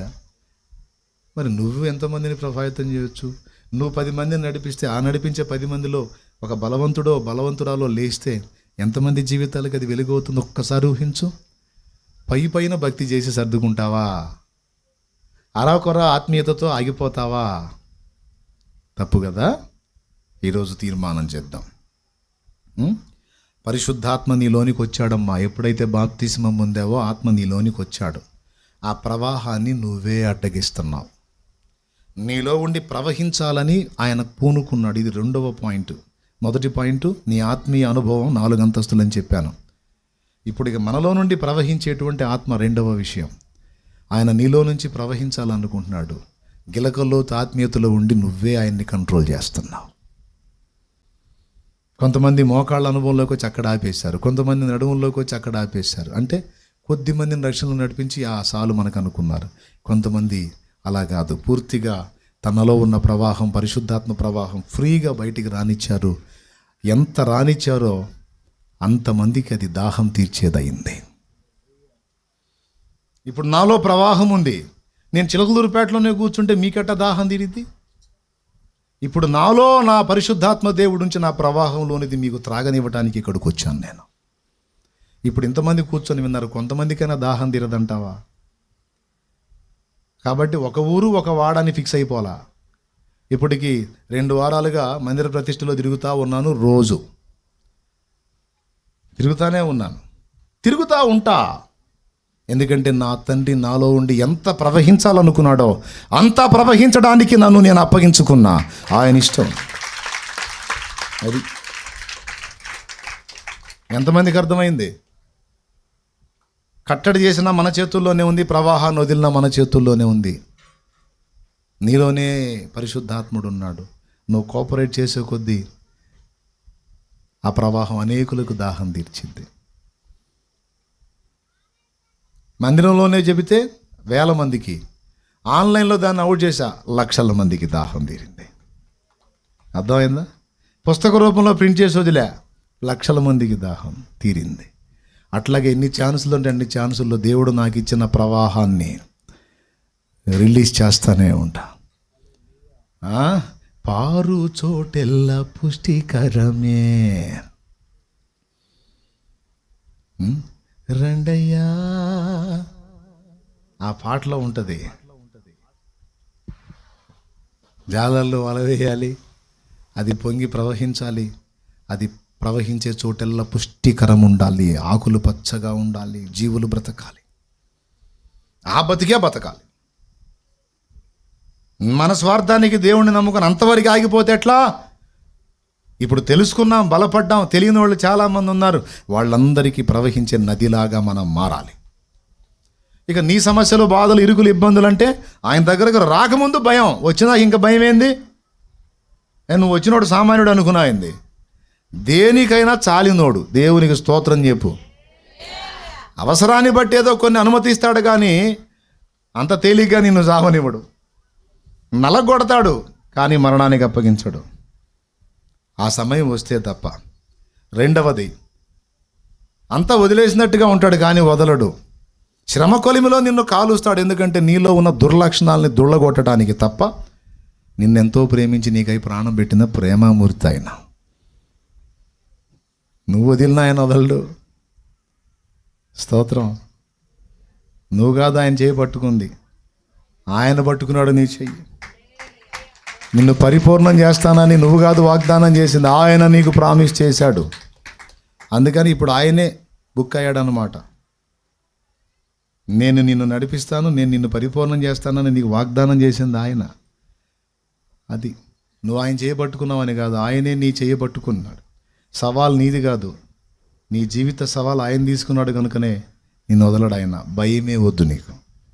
నేనేమైపోతానో, నా పరిస్థితులు ఏంటో, నా బిడ్డలేంటో అని కలత చెందుతూ దిగులు పడుతున్నావుగా, అసలు వదిలే. అదంతా దేవుడే. అంతే. నువ్వు వదలనంత వరకు నేను ఎత్తినే ఉంటుంది. మర్యాదగా చెప్పాడు, భారం నా మీదే, నేను చెప్పినట్టుగా నువ్వు ఆ కొలతల్లో ముందు సాగిపో, భారం నా మీదే. చాలా క్లియర్గా చెప్పాడు. ఆయన నానెత్తినే పెట్టుకుంటానంటే నేను చేసేది ఏముంది? అరే అబ్బాయి, ఒకరు రాయండి అయ్యా, ఇక్కడికి నిలబడా, ఈ ఖర్చు తీసుకో.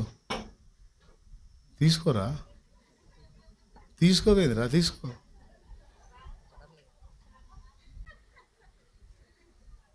ఇట్టుంటుంది మనం దేవుడికి అప్పచెప్పటం. తీసుకోయ్యా, నా బరువు అంతా నీకే అప్పచెబుతున్నాను లేదు తండ్రి, తీసుకో, ఇక అంతా నువ్వే నాయన అంటే ఆయన అట్నే పట్టుకొని నిలబడతాడు. తీసుకో అన్నావు, ఈ అమ్మ అంటాడు. ఇచ్చానులే నాయన, ఇక అంతా నీదే ప్రభువా, భారం అంతా నీదే అని మళ్ళీ ఏం ఆలోచిస్తుంటుంది. అప్పుడు ఎలాంటిదంటే ఇట్లా ఉంటుంది అన్నమాట. ఇవ్వటం అంటే ఏంది? అది ఇప్పుడు నా చేతుల్లో ఉందా, అక్కడ ఉందా? నా చేతులు ఖాళీగా ఉన్నాయి. ఇది ఇవ్వటం అంటే, భారం మోపటం అంటే అది. మనోళ్ళు ఎవరు ఎట్టుంటుందో తెలుసా? కూటానికి వచ్చినప్పుడే ఇస్తారు, ఉండరా కూటంలో ఉన్న ప్రభా ఇక నీదే భారం నాయన, నీకు అప్పచెప్పి అంతా నువ్వే చూసుకోనాయన్న ప్రభా, ఇక నువ్వు తప్పితే దిక్కులు గందరగోళం చేసి ఏడ్చి మొత్తుకొని ఇంటికి వెళ్ళేటప్పుడు లేదు, అయ్యా మైలేవాలి ఇటు అయ్యా. ఈ తిక్కలోళ్ళని ఏం చేయాలో నాకు అర్థం కావట్లా. ఏమైనా అర్థమైందని చెప్పింది? మోపినప్పుడు వదిలేయి, మళ్ళీ ఇంటికి పోతే మళ్ళీ నేను ఎత్తిన పెట్టుకునేది అంటే ఎంతమంది దాన్ని మొత్తాడు లేపేవు మాత్రం. ఓయమ్మో, తిక్కలేవారం కదా అది. ఇవ్వు అన్నప్పుడు ఇచ్చేయి, ఆయన చూసుకుంటాడు. ఏం చేస్తాడు? సగం నీ చేతుల్లో సగం ఆయన చేతుల్లో పెట్టి ఆట అయింది.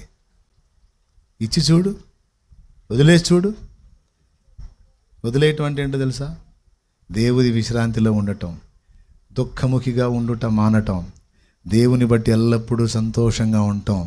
ప్రతికూలతల్లో ఉన్న, సమస్యల్లో ఉన్న, శోధనలో ఉన్న ఆయన ఉన్నాడు, ఆయన చూసుకుంటాడు. నాకేం చింత లేదు, నా ప్రభువు ఉన్నాడు. ఆయన లేకపోతే కదా నేను, ఆయనే నన్ను. సియోనుకే నా ఓడ పయనం, ఆగదు ఏ చోట. సియోనుకే నా ఓడ పయనం, ఆగదు.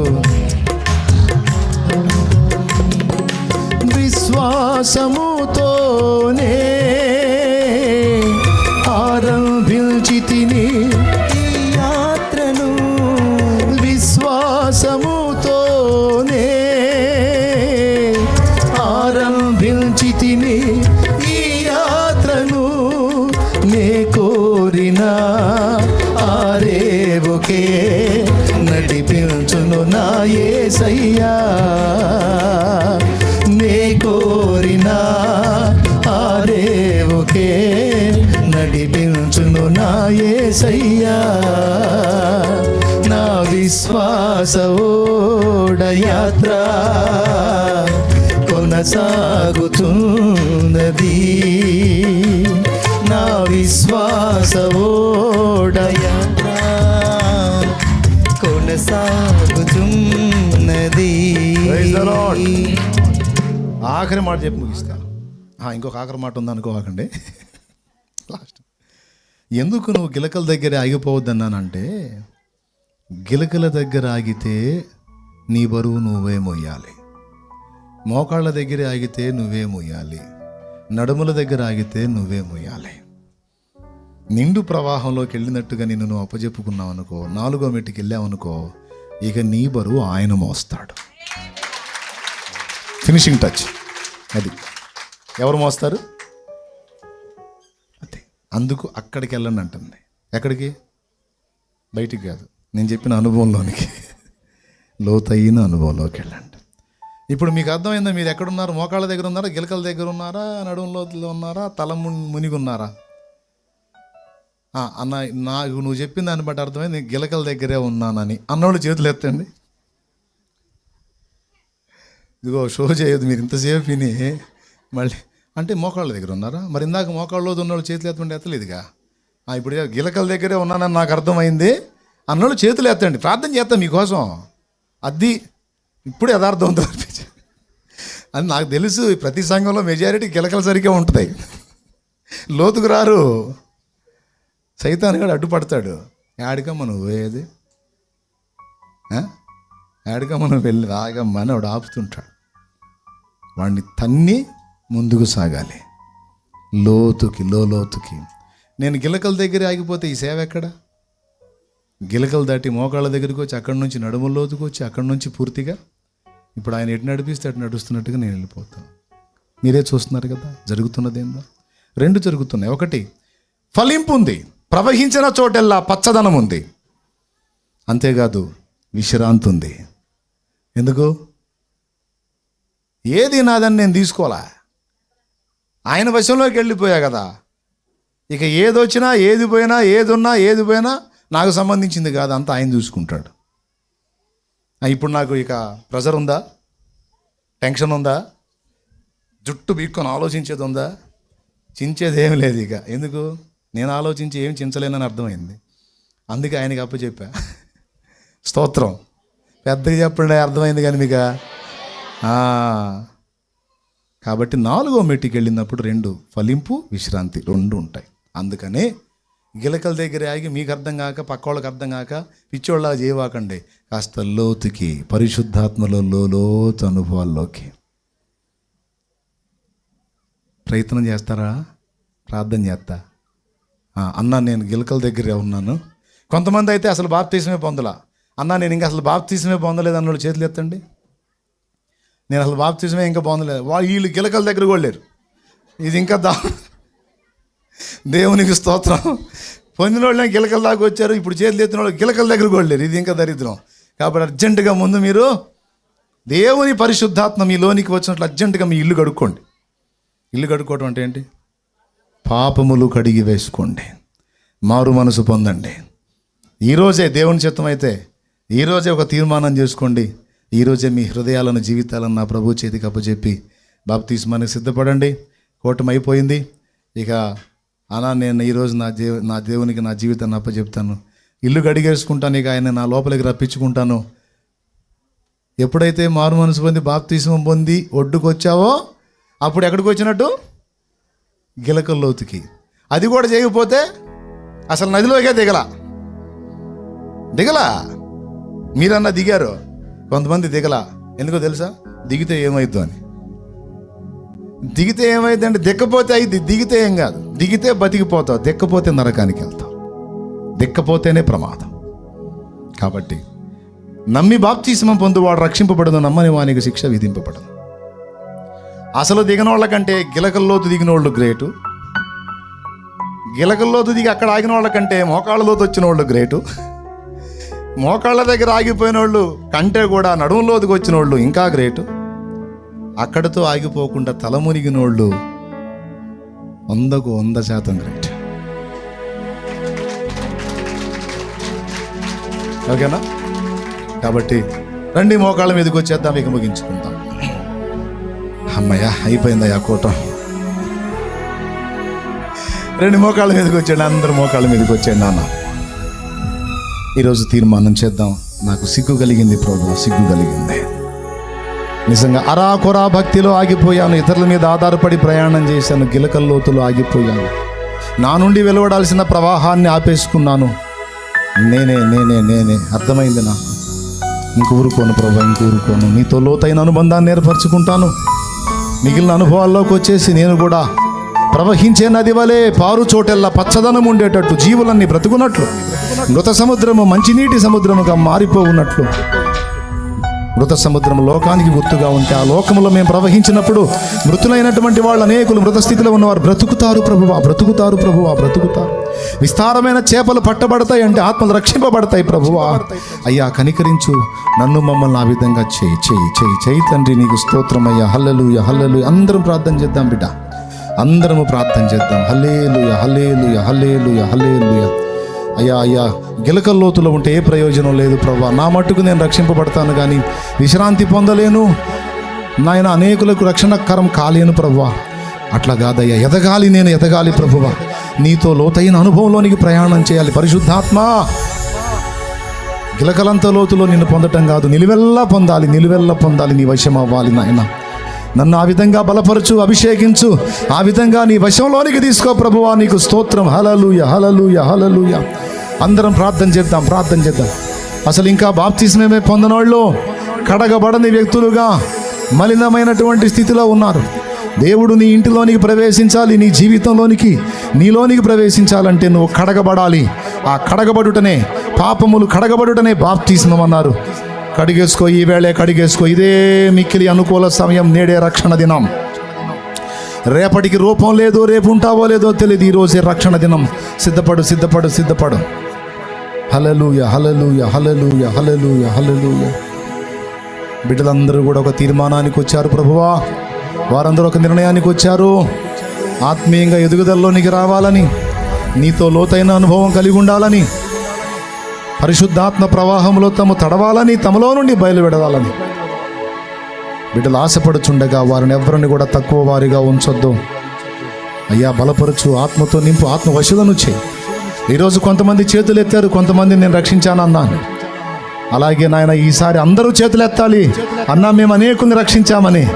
ఆ విధమైనటువంటి ప్రవహించే నది వలె నా బిడ్డల్ని మార్చు, బిడ్డలందరినీ మార్చు నాయన.